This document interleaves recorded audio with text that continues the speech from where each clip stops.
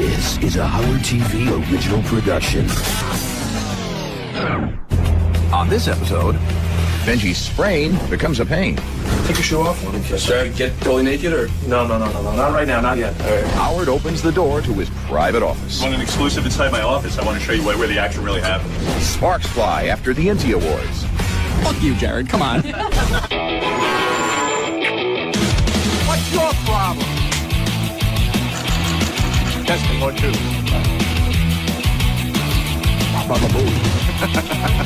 Yeah.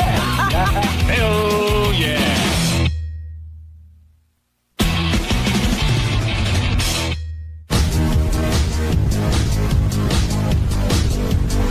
I've been obsessed with this whole wiener thing from the start. I was home, it was around 4 o'clock or so, and also on the internet it pops up that he's going to be doing that Anthony's doing a press conference. I run down there and I walk in and I see an empty seat right in the middle and I grab that seat.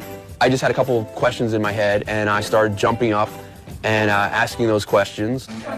Are you shocked that Arnold had sex with such an ugly woman? You didn't just say that. Will you help to support Arnold's love child? And then I turn around, I think it was after that, I turn around, I give a big wave to all the cameras because I was really happy that I knew like probably everyone I knew was probably home watching this and I really wanted to wave to people. In the gray panty photo, were you fully erect?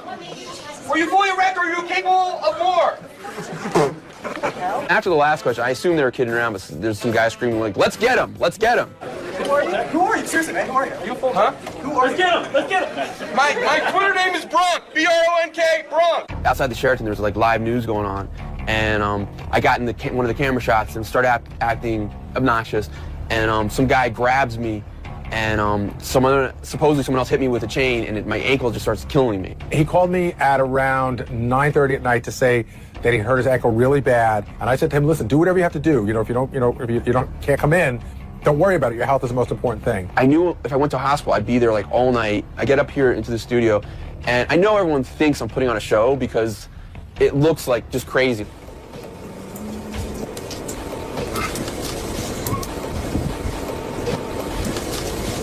Are you really injured? Howard, I'm not fucking around. Wow. I just Are you in a lot of pain? Oh, yeah. So go to a doctor now. I'd really like to work today, and then it's like 5 hours. I'd like to get if I can get an orthopedic appointment. Well, if you get uncomfortable, go. Thanks. Yeah. Benjy went out yesterday during the Anthony Weiner press conference and started screaming during it. I just read something. Yeah, but now he's on crutches because he got himself good and injured. Let me see. Oh, yeah? That's fucked. You probably, That looks broken. For real? Yeah, that's blood always flows down in the foot. I know a very good doctor, an orthopedic surgeon named Dr. John Gordon. So I made a call, and he said he'd be more than happy to see him right away. So afterwards, I grab a cab. Hey, how you doing? We get to the office. Take your shoe off. Should I get totally naked or? No, not right now, not yet. All right. I was very impressed with the pathology of the ankle, which means his ankle was swollen, discolored, and I thought the way he was unable to walk on crutches, I thought he had either a fracture of his ankle or something seriously wrong with him. Let's send you downstairs for some x-rays, and then we'll bring you back up here and then take another look. Okay. Okay? Do you want to go down? Can you walk on crutches, or do we need to put you in a wheelchair? Whichever. I mean, I'm sure a wheelchair would be easier. Benjy was unsafe on crutches. Sit down, please. Oh, are you pushing? She's gonna push it. She's gonna push? All right. Cool. He has really hot girls working for him. Where am I pushing to? Anywhere you want. Cool. Benjy proceeded to take 2 women from my office with him. My office manager and my college intern, which was her first hour on the job. The first thing Benjy asked me to do to sit on his lap. I sit down on Benjy's lap, and immediately I'm thinking, like, oh my gosh, like this creepy guy, like, this is my first day on the job, like, I can't believe I'm doing this. Scoot up once. Oh, yeah, scoot up, Brandon. I don't think I had a full boner, but the other, I think she was definitely like right in there. It was hot. Extra. Okay. Say first floor. Here we go.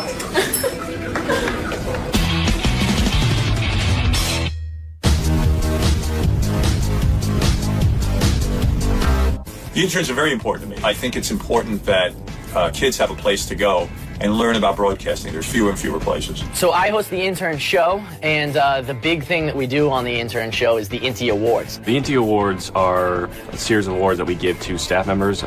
There's basic categories: funniest, worst role model, just anything, both positive and negative. We pick the categories, we nominate staff members, and then we vote on them as a group. I was thinking last night I was coming up with some ideas for the Not As Funny As You Think You Are. Save it and write it down and give it to me, because I'm going to have to proofread it anyways. How about worst errand? He wanted the interns to really produce the show and to really be the main factors of the show, to be responsible for the show. We're just soaking up information, everyone around us, all the drama, all the craziness. I think they're so fascinated by everybody that works in his office and what it takes to put the show together. They want to hear everything and they want to be a part of everything, and the more they can suck out of it, the better they feel about it. I'll take worst in bed. You want to take which? Let me see which ones I'm doing again. Well, I'm not competent on writing. Which one you doing? No, I just want to.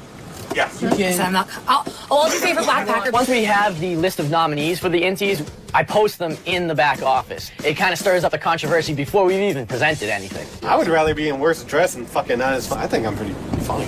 Sorry. Maybe you're not as funny as you think. All right, I mean, you're not as funny as you think. Shows like the Inty Awards cause controversy because the interns get to say how they really feel about people because the semester's up. Screw the interns. They don't like me. Once I found out who's won the Inty Awards, I have to go around with the recorder and get acceptance speeches. Congratulations, you've won Funniest Staffer. Really? Yes. Wow. I guess tipping all the interns finally paid off. Most feared staffer, you have won this every time you have been nominated. It is another Inty Award for you. Thank you. Go fuck yourself. The second award, the worst role model. Congratulations. It's a good thing they picked me for funniest, because now the interns can go fuck themselves. Well, Steve, how does one accept an award where people think you don't fuck well? Come on, this guy's got an interview to do with a winner here. Excellent segue to the winner of the Most Inappropriate Comment Award. You did. You won Most Popular Staffer. Yes! You guys are clapping. Wow. Howard won one of our awards. This is for the second time he's won Most Inspiring, Biggest Role Model. The fact that some college kid would be inspired by me, I'm very happy. In fact, I wish when I was in college somebody would have been inspired by me, inspired to sleep with me. We don't really bother Howard. When you do have to bother him to get an acceptance speech, it's a little nerve-wracking. Waiting for the right time and what kind of mood is he going to be in. Steve's going to tape you right now. You won an Inty Award to go right around, Steve. Yep. Howard, you won Most Inspiring. You beat out Fred and John Hein. I believe I deserve it. If I had lost to John Hein for Most Inspiring, I would have been really, really pissed. I mean, John is an inspiration, don't get me wrong. He's done some great things in his life. I can't think of them right now. We snuck it in there, we got his acceptance speech, and it was great. Look, I'm the inspiration around here.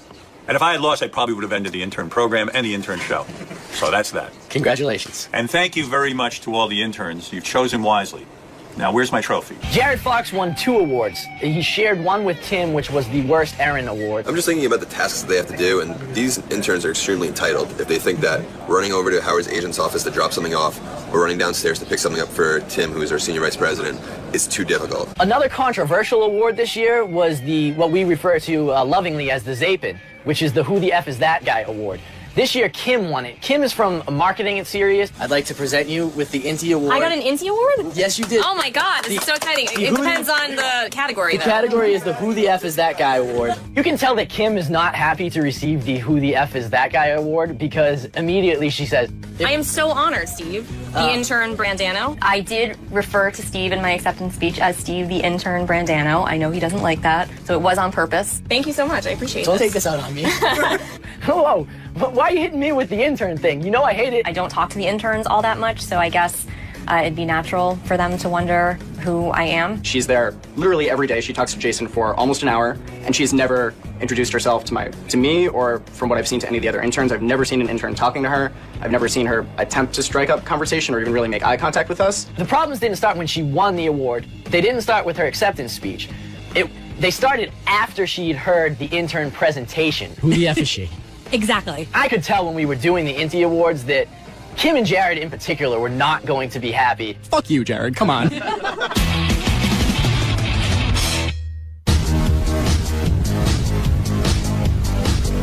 Want a big giant, you want an exclusive inside my office? I want to show you where the action really happens. I've been here for 5.5 years, and I've seen Howard's office once. I've seen the inside of Howard's office maybe 2 times in the entire time I've been here. I was never actually invited into Howard's office. I walked by it, I think, once right when we got to Sirius and poked my head in. When I'm done with the show and I say I'm working, I go in this chair, I curl up like this, and I put my feet up like this, and I pass out. But don't tell anybody. I should have put a bed in there, quite frankly. I should have put some sort of bed where I can put my feet up. I have to balance my feet on that wooden table, and then I curl up in the chair to the left, and you would think I have this like big space to fall asleep in. It's the most uncomfortable thing ever, and yet somehow I'm so drained after the show, I pass out for a few minutes. These two chairs are if we ever have a meeting. I have the world's smallest office. Fans probably think my office is this luxurious, beautiful space where I took up the majority of the space here that we were allotted. But the truth be told, when we were designing this place, I said, give me the smallest office possible. Because really, I knew that I don't really work out of an office. I just need a small space. And I'd rather Sal and Richard have a bigger space to create stuff, or Scott have a better studio, or our studio in here be bigger, which it is. It's pretty massive, so we have a staging area. If I start taking up space with my nonsense, well, for my ego, it's ridiculous. The whole decorating budget was something like, I don't know, it was a couple of grand. Beth went in and picked out a bunch of stuff, and that was my office. And I said to her one thing, I don't want a desk, I don't want an office, a typical office. Just make it like a comfortable living room. Like, can you make it so that we have a coffee table and some chairs? All the offices I ever had, and I use the word office loosely, but whatever radio station gave me some space, it was always like a desk, and I never sat at a desk, and I never operated that way. I'd rather sit in a comfortable chair. In today's society, with laptops and things, you don't need a big office. You don't need a big desk. My office is a sort of meaningless office. It's Spartan. I mean, I have a couple of pictures of my kids and Beth. This picture, Beth and myself, and that's it. And there's not any fancy furniture or anything, and that's probably the way it should be. I mean, who the hell's going to go spend a ton of money on an office? Pictures of Beth and some tchotchkes. This is my top secret thing that I have. Every office should have one. This is a little sound machine. Makes sleep noise. Hear that? Blocks out JD's laugh, because he laughs while he watches all his shit. JD goes, huh, huh, huh. Look at this. Fucking bullshit. I'm sorry he had to purchase a sound machine to drown out my cackling. I tell JD on a daily basis to shut up. And now that I have learned of this, I will try to keep my cackles to a minimum, or a low audible sound. I don't know. He doesn't though, so it doesn't matter. I don't think I'm ever going to redecorate it. I mean, the idea of curling up in that chair in the fetal position when you're 6'5" is ridiculous. I look like 𝗧𝗵𝗲 𝗛𝗏 trying to watch TV. And I don't think I'll ever fix it. I probably should, but I just haven't remedied it. Well, this wraps up the exclusive. There you have it.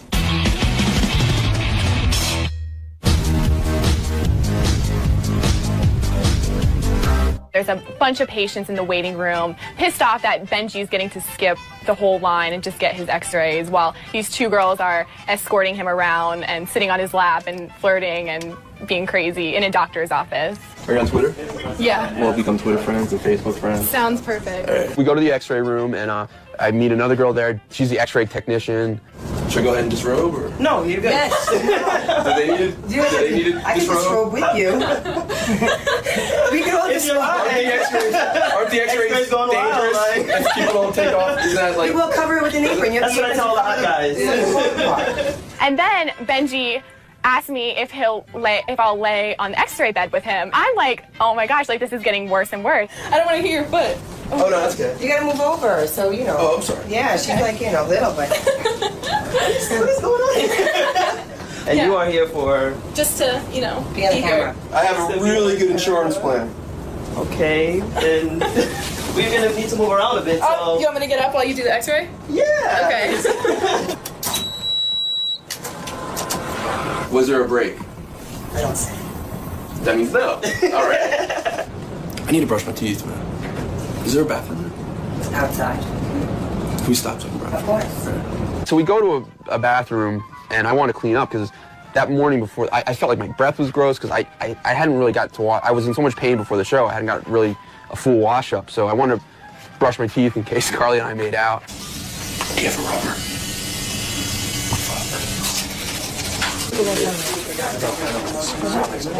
Please stop looking at those x-rays when you make me nervous. Secret? Okay. No, you're making me nervous the way you're, Stegosaurus. I'm back with the doctor, and he's going over the things with the ankle. There are 3 grades of ankle sprains. Okay. Grade 1, grade 2, grade 3, 3 being the worst. Yeah, I was reading that online a little bit. And you have a grade 3 ankle sprain. Ah, fuck. So, this is your primary ankle ligament, and this is completely torn. Oh, fuck. All the blood in here and the blood down here. It's very swollen. He also had a contusion, meaning there was a bruise to the bone. So the story that someone hit him with a chain is very believable based on what his ankle looked like. If it hurts, you shouldn't bear weight on it. I'm going to give you some crutches. We'll give you crutches that fit you properly, a little bit better than those. I'm going to give you a boot to wear, and you're going to need at least a couple weeks in the boot, and then some physical therapy. At that point, we put him in a cam walker, which is essentially a cast. They put the boot on me, and they show me a little bit how to walk on the crutches. You bend your leg back, bend your knee. There you go. And walk. We had the whole office trying to teach Benjy how to walk with crutches. It was not successful. At this point, I didn't know what to do, so I sent him home in a wheelchair. Being that I've been in practice about 10 years, I've never sent a young person with an ankle injury home on a wheelchair. Ooh, sorry. Oh, dang, look at me in front of Cap now. They wheeled me out with her on my lap. I should have taken her home. That was a big mistake. I should have just fucked it and she would have gone along with a bit. How long was your lunch break? I don't know, 20 5. At first I was like kind of creeped out, but then as it went on, I got to know him throughout the hour. I feel like I could have a shot. Benjy probably doesn't have a shot with me because he's about the same age as my dad, but he made my first hour of the job more exciting than, you know, answering phones could be or something like that.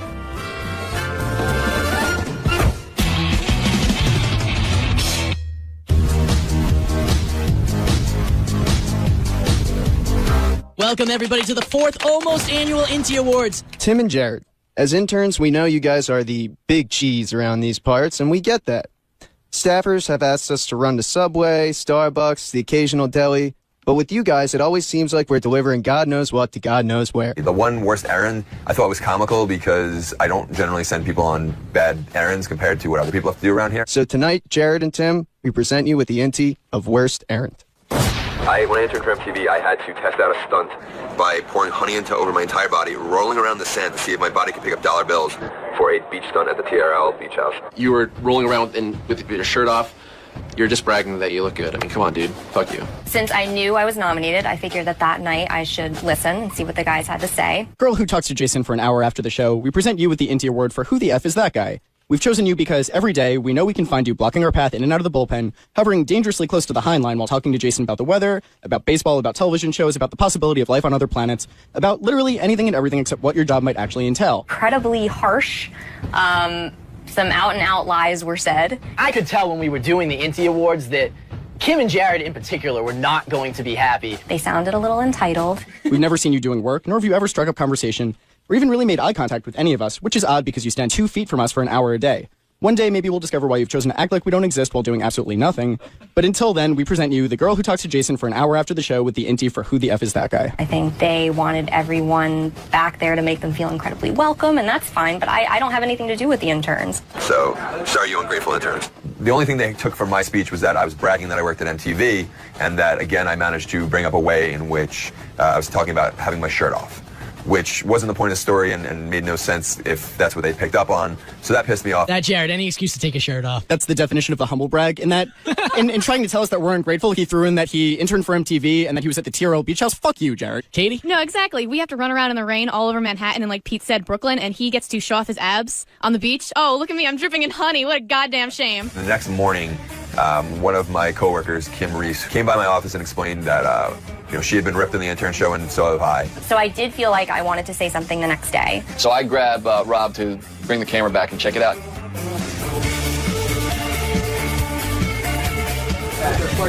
We don't see you doing anything. It's not that. It's not that you don't do anything. Okay. We don't see you doing anything. Which is definitely what I said. Okay, stand by that. She was really sharp and really, really angry. And every time I tried to just diffuse it, I was like, I apologize, but I stand by what I said. She came back with... Are you coming back next semester? No, just the first few days. I know, it's sad, right? But it was really nice meeting you. You too. The first time after a year. I've been sitting right there. Oh, yeah. Any point. I'm going to come back here and hug. I want camera hug. What? I wouldn't have afforded it. Because it seems like they need hugging and hand-holding. I want your life stories. An introduction, maybe. Oh, okay. Well, I apologize for that. She told me to go back to my desk and do my work, which I did, and she continued to stand there bitching about me, but didn't actually do any work. So I think that almost sort of proves what I said, which is that she stands around and does nothing. And from then, it just steamrolled. Every single intern here is entitled. I don't want to crowd you, John. Gary, Stands here all day. Doing the internships that I've done, you do really shitty stuff and the people don't give a shit. At least I apologize saying, I know this is a bad task every single time, but this is what you got to do.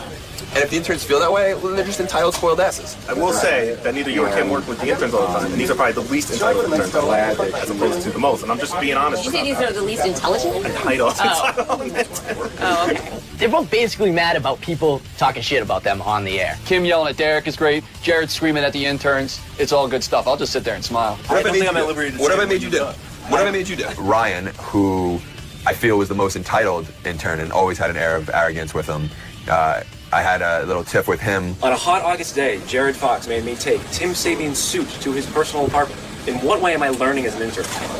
How's this education? You should listen to it and not just take Jason and Kim's side. Am I not saying Yeah, well, what was it's in the there? wrong thing. I talked to Jason about sports all day. The stuff that they've said has been said by other people in the office, not just the intern. Here's the educational value. You're working in the entertainment industry, you're going to be doing some shitty stuff along the way. That's your educational value. You run a task for a senior vice president, you know, and you're going to sit here and bitch about it. And you bitched, literally, you walked in. The first time I've ever literally, you walked in with this air of, this is such bullshit you have to do. You had this entire air, and I even turned to Tim and I said, clearly we picked someone that's going to bitch about this. I do not. And another No, thing, no, fuck all you interns, I'm funny. Absolutely. I agree, but they know who everybody is, and they don't know who you are. Developing relationships. Okay. If I didn't have good relationships with these guys, I wouldn't get half of the stuff done. Internships suck. That's the point of an internship in the entertainment industry. You're going to do some shitty stuff, but along the way, you're going to do some fun stuff. And then eventually you'll get a good job because you just put your head down and you do it. You don't bitch about it. I don't know if Jared understood, like, hey, someone has to win worst Aaron. You and Tim did.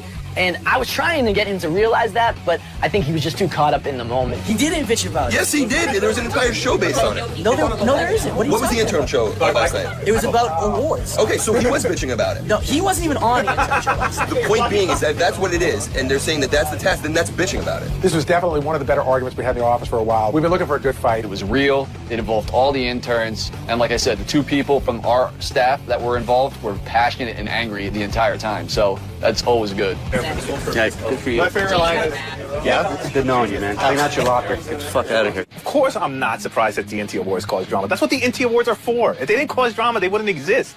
I was a little bit proud to have them get under people's skin and make a mark, at least. And these guys need to know sometimes that this is the way they're looked at. In terms of what I had to say, I think I made my point very clear. A couple interns came up to me and apologized and said that that's not how they felt and they didn't vote for that award. I would absolutely do anything for those people because at least they were thankful for their internship. I was really proud of this intern group and of the 4th almost annual Inti Awards. And whether another group can ever come close to the level that this group gave, I don't know. It remains to be seen. Will there be a 5th almost Inti Awards? Only time will tell. But kudos to these guys. They did a great job, not only being interns, but definitely with these Inti Awards.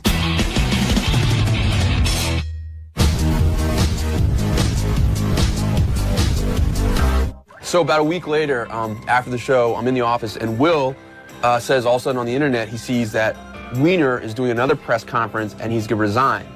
So I was like, I gotta go to this. I get 𝗧𝗵𝗲 and the Howard TV camera guy Rob, and we get a cab and we head to 𝗧𝗵𝗲 𝗦𝗵cie𝘄. This is not a date. This is just Lisa and I are both here doing work. We're working. It's a long ride. It's about an hour ride out there. And I'm also like, is this even worth it? Are we even gonna get in? Are you nervous? Well, because last time was so fun, you know what I mean? It was so perfect. Yeah, so a little bit. And also it's like a nervous of like getting in, whereas last time I didn't worry about that. If it worked, it worked. Right. There's huge lines already to get into this place. I was wondering, like, would I be recognized and was someone gonna stop me? We might have to get physical at least to get in, all right? That's all you. Some people did recognize me, but once you got in, they just let you in. So I was able to get a seat. So we're just sitting there waiting for it to start, and I'm still nervous, like, are we gonna get recognized and get thrown out? It started circulating around. He will not, even though this is a press conference, he will not take any questions. He's just gonna give a speech and leave. Yeah! You go, boy. And he announced that he resigned after this was about 2.5, 3 minutes of speech. I'm actually shouting, no, no, no, you can't. Unfortunately, the distraction that I have created has made that impossible. So today I am announcing my resignation from Congress. No! Someone else did that pervert line, which I didn't do, but I've gotten blamed for. When all that murmuring and shouting starts from the crowd, and I already know he said he's not going to take questions, I'm like, I got to jump up and start doing it now. He's already resigned, so I jump up and I do my first question. My neighbors can choose a new representative.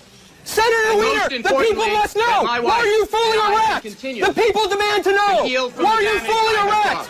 Everyone starts screaming at me. It was like in a theater, it was like in a play when all the townspeople start yelling, and everyone's like, stop it, stop it, stop it. But the people want to know! I want to know! Oh, sorry, I didn't know. I'm sorry. Hey, sit down. Hello. Sit down. I'm sorry. I'm being an ass at this point, and I was just being obnoxious. So I sit down, another, I don't know, minute or so of speech goes by, and then I jump up with, We all agree. Senator Weiner, fully aroused! Are you more than 7 inches? Thank you. Senator Weiner, I also fully want to aroused! express my Are you gratitude more than 7 inches? to members of my staff. I'm curious, aren't you guys? There are young people who are not paid very Come on, much. who's with me? There are people that work very hard and very long hours.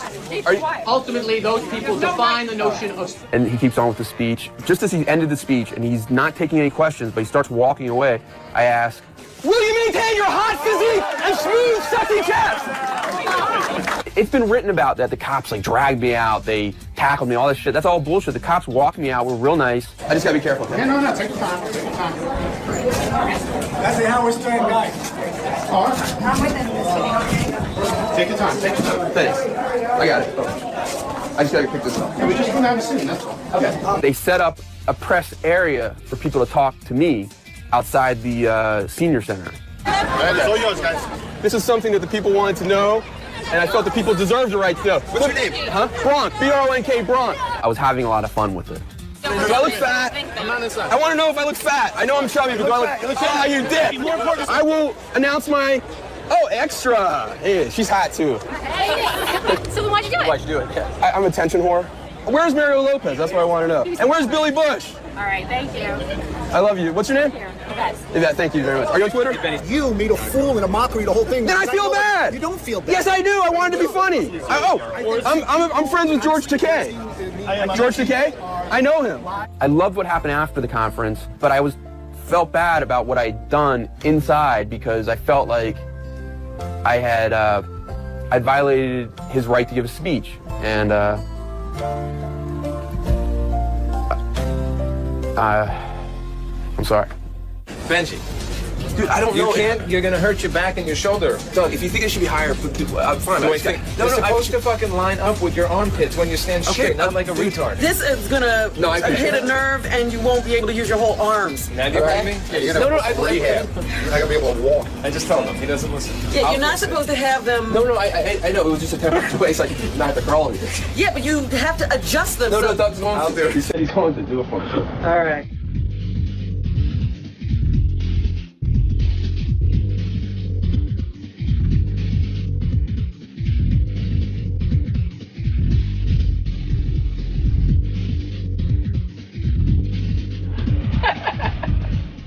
Did you catch that?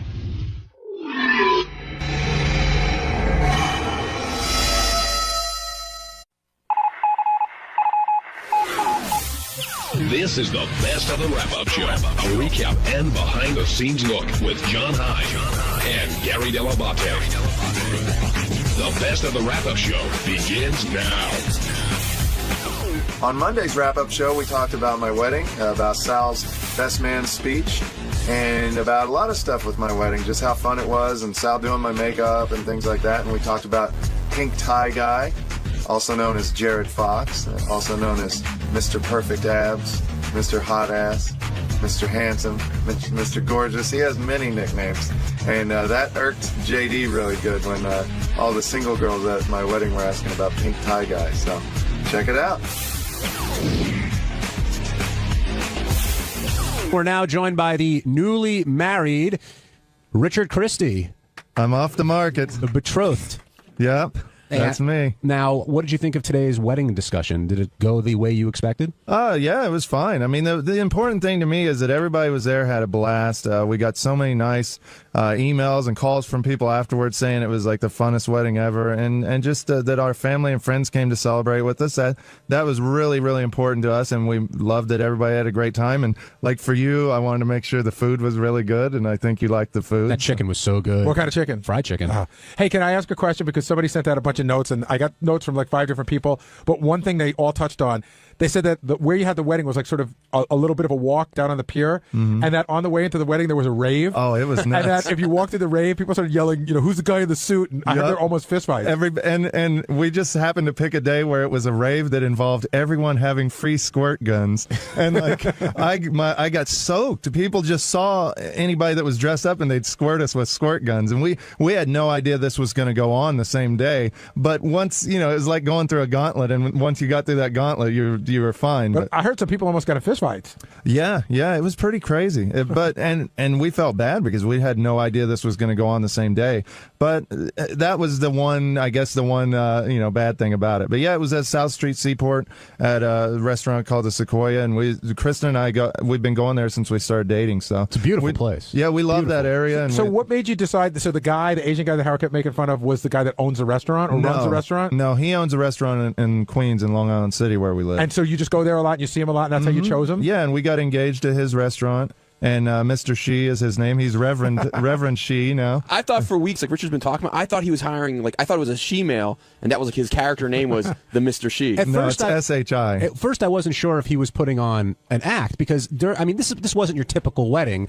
It was a lot of fun, and you guys really had a good time with it, and everybody who came, I think, also had a good time. But it seemed, it was joking, even though it was a solemn thing. There was joking all throughout, and you really took a lighthearted approach to the wedding. Yeah, and that's what we wanted. We wanted it to be fun, and my wife and I are not religious people, and we didn't want it to be a religious thing. And Mr. 𝗧𝗍 is very close to us. He babysat Ernie, our beta, whenever we'd go on vacation. There you go. And he's just like a really great friend, and we knew he's a very funny guy and very jovial, and whenever he's one of those guys that owns a restaurant that everybody knows that he's the owner because he goes around and hangs out with everybody, and we just love him, and we knew he would do a great job. I thought everybody also was relatively well-behaved, considering how these things have gone otherwise. And I think it's because you two were the guys, and you couldn't really go crazy because it was your wedding, and Sal, you were the best man, and you were sort of organizing stuff and keeping it all together. And I think Ronnie wanted to scare us. He kept saying, "Oh, wait till you hear my speech," and he was building it all up, and then he ended up being Ronald that night, and he was very well-behaved. Now, speaking of speeches, Sal, you took a couple hits for a couple comments that you made.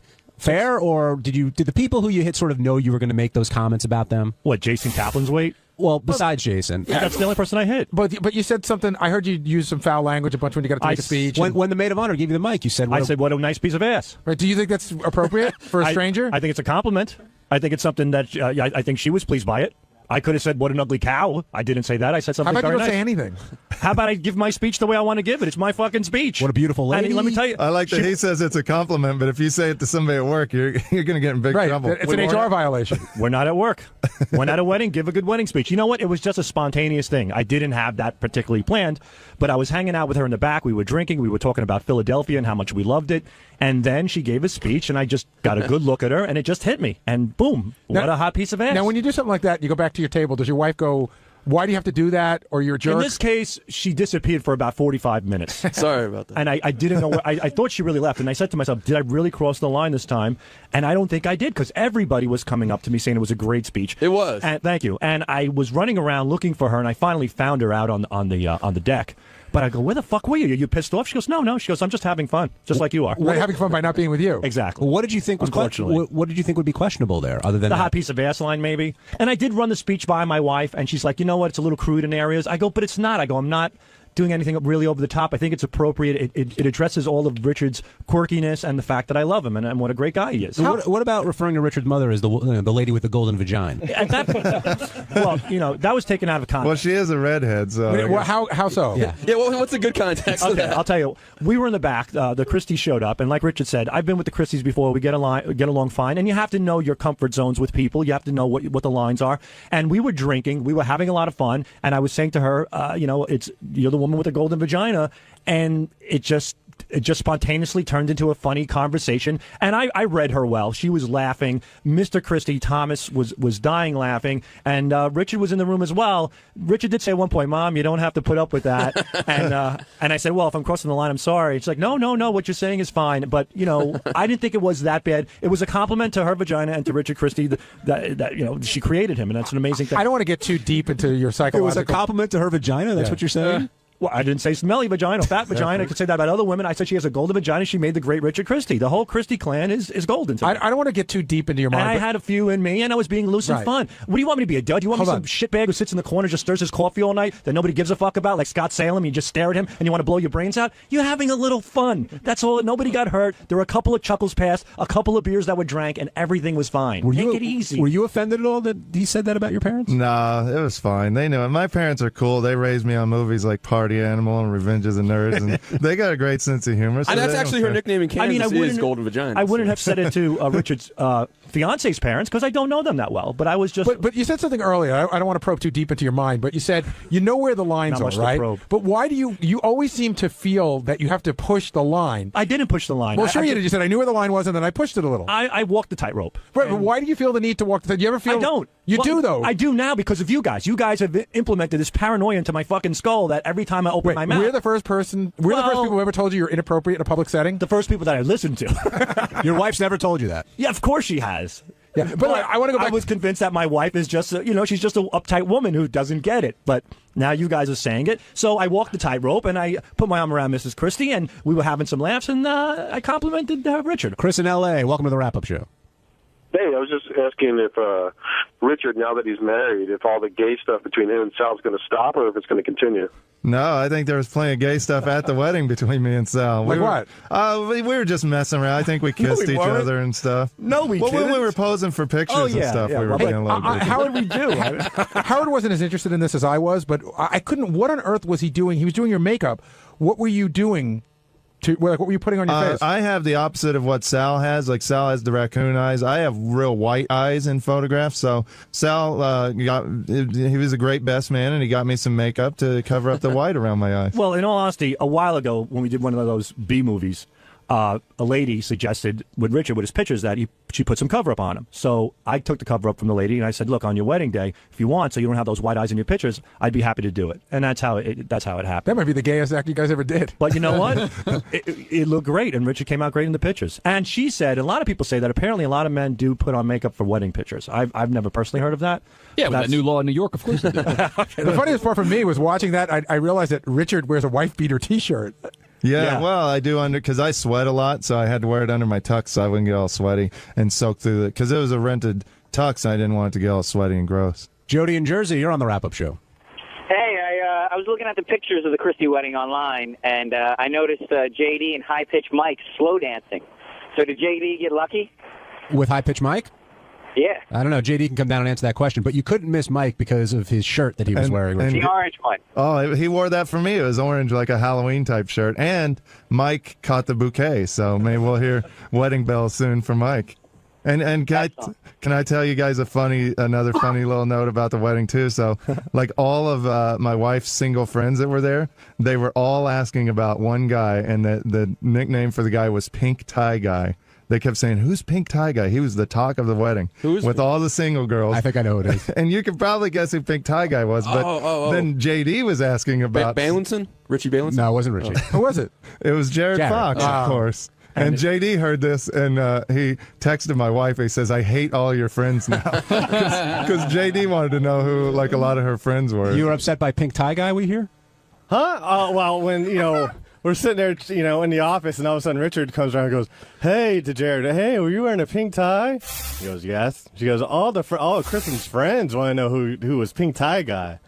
It was a little, I didn't hear that. And right away, JD goes, fuck you, Jared. Like, right to his face. Are you surprised? I told him to fuck off. I said, get the hell out with that. But are you surprised? I mean, we all have No, I'm not surprised. I don't need it in my face either.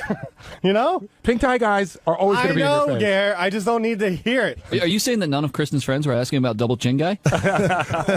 Oh, you're so funny, Will. DCG. Why were you dancing with High Pitch Mike? It was, the caller wanted to know. I thought it was fun. It'd be funny. It was cute. We looked over and we were dancing next to him. It was sweet. He thought Mike was a cheese doodle. He was going to eat him. An orange Both outfit. of you can go fuck yourselves, all right? Did you have a good time at the wedding? Yeah, it was all right. No, I'm just having not when he such a says good time all, here. When he says all right, it means he had a blast because he usually doesn't have any kind of good time. Would you describe it as a typical wedding, or was there something unique about this? I don't know. It was. How many weddings have you been to besides Howard and Richard's? And Jason's? I've been to Will's. I've been to Jason's, and that's about it, really. How did JD look in his new suit? I didn't get a chance to see. He got all decked out. I think you tweeted a picture of you in the new suit. Did you not? Sharp. I thought so. People said it was too big, but you know. So were you talking to anybody that night? Did you get any numbers? No. Do you go to an event like that going, okay, it's my friend's wedding, but she's young, the bride's young, there should be a lot of hot single chicks there. Do you go there with hope? Do I go there with hope? Yeah.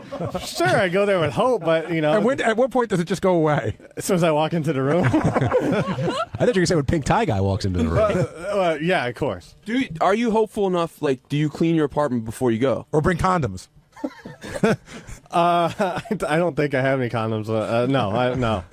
Did you have to walk through the rave like some people? Yes, I did. And how would you describe that? I described that as the biggest pig fuck I've ever had to walk through. That was your kind of music, though. Yeah, well, it's I don't want to be listening to it and having to fight through a crowd when I'm trying to get to a wedding and sweating my ass off and my dress shoes are digging into the back of my heels and I'm almost having to stop Pan to Pace from getting into a fight with someone. So Yeah, that's what I heard. DePace almost got into a fight. Yeah, some fucking chick was like dancing and it's just a whole mess. Yeah, Pam was upset. Yes. But we all had a good time at the wedding. Hey, it's Gary 𝗏𝗏. On Tuesday's wrap-up show, our fearless leader, 𝗏𝗏 came in. He was involved in a little bit of controversy. First, he yelled out something inappropriate at Richard's wedding, so we talked about that for a while. But then the big thing was he had played a practical joke on Ross, who works with us, took a picture of his bald spot without Ross knowing about it, posted it to everybody on the web so that we could all see it. And Ross and Tim sort of confronted each other for the first time on the wrap-up show, and it was pretty real, a lot of fireworks. Here's what happened. Who's more wild these days, Tim or Ronnie? Well, that's become the discussion. Tim is he's full of like this kinetic energy. He's really like he just seems to be full of energy. He's always doing stuff. I had a weird morning because that thing happened with Ross at the meeting yesterday where he took a picture of Ross at our meeting of Ross's bald spot. So we did a whole thing on the air this morning. Then Ross walks in and everybody's like, "What'd you think? What'd you think?" And Ross hadn't heard it, didn't know what it was about. Oh, really? No. And he's like, "I'm looking on Ross is looking on his Twitter page and people are saying, you better listen to the show." So Ross walked into my office and he said, "What happened?" And I explained it, but very matter-of-factly. And while I was explaining it, Tim walked in and they had like sort of a weird confrontation. Like Ross is like, "What are you doing, man? We're at work." Because if we're out drinking, it's one thing, but what are you doing? What's going on with you? And Tim was like, "I'm sorry, I was wrong. Come on, get over it. Ross was like, no, I'm not getting over it. It was very awkward." Yeah, Howard alluded to the fact that Ross would be upset with this, but I didn't know that he took the picture or anything. And then Ross said to me, "Why didn't you tell me he took the picture?" And like Jason and I were looking, and first of all, Tim was fumbling a little bit, so we weren't sure what was going on. And then afterwards, he sort of held it up like he took it. I thought Ross was going to see it. He didn't. And I just didn't give it much thought because A, I wanted to get out of the meeting and leave. And B, I thought that's where it would end. Nobody was more surprised than me when it ended up on Lotus Notes last night, sent out to everybody in the group. Well, Tim's defense was he's just, breaking balls like anybody else around here does. Yeah, I guess. I mean, I don't know how to, Ronnie? I wouldn't go down that road. I agree. I mean, we could all do that all day long. I mean, I know Ross for years, but I don't know him as well as Gary. But I know well enough what irks him. I know that would really, really irk him. Yeah, it's a sensitive thing for him. I know. I talked about it once on the air, and I felt terrible about it. I talked to Howard. Ross let me stay at his apartment, and I saw some stuff I probably wasn't supposed to see. And I talked to Howard about it during a break, and Howard brought it up on the air. And it was what do you mean, like a toupee? No. And it was. I felt like shit. Like I went to Ross and I go, here you are. Do me a favor, let me crash at your place. And I was wrong. And again, I didn't talk about it on the air. Howard brought it up on the air, but it was bad. So I understand it's a sensitive point. But Ross's bigger issue is whether it's sensitive or not. Like we're at work. Yeah, this is during a meeting. Right, this is during a meeting, and Ross had no idea what was going on, so I think he was pretty upset about it. Now, Tim, we all know, and I see him walking down the hall now, he's a fun-loving guy. He always has been. He'll always give you a hug. He's got great energy and emotion, and he cares more probably than anybody else about this show. But it seems like lately... What's wrong with you? Tim, I mean... we talked about this a little bit, and you're telling me you're just having fun like everybody else, correct? Do you feel unfairly accused here of going too far? Well, I just think, first of all, my management style is to have fun with people and make people feel comfortable. We work in a very creative environment, and if you run it like an insurance company, I think it suppresses creativity. And you got to have fun with people and interact with people. And yeah, we do the business. The business is always the backbone of everything we do. And we run it, it's very passionately and seriously.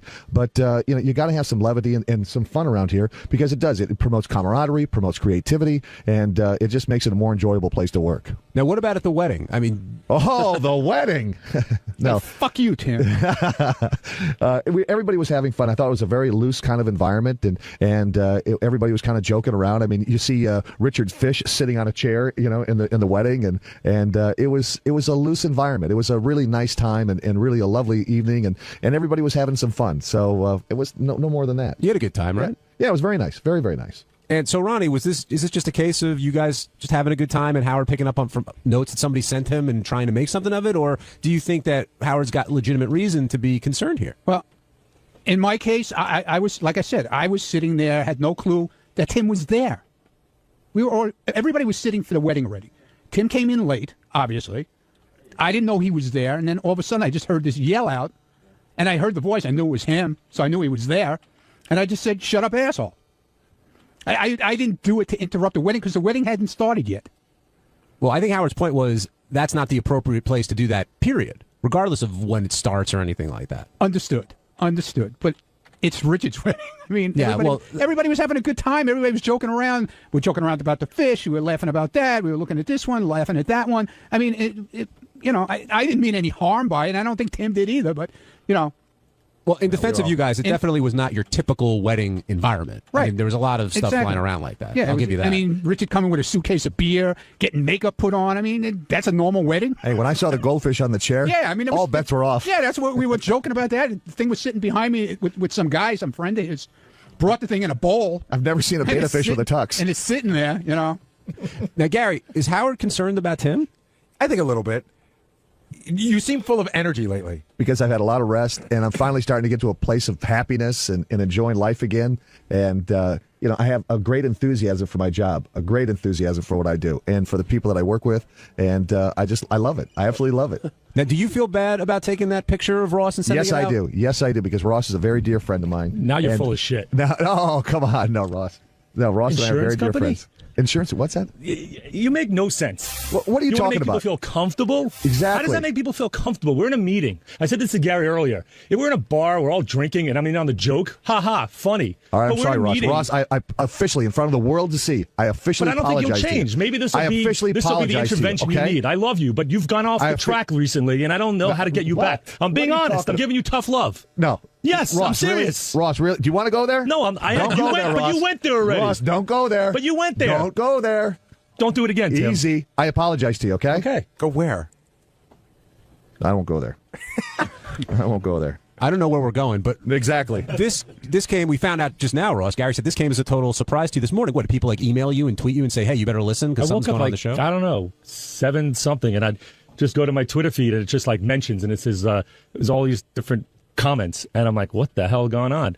And then I think someone tweeted out from the Stern Show saying that with Tim and Howard was giving him some crap and 𝗧𝗵𝗲 in the photo. So I didn't know. But you didn't know what the photo was? No idea.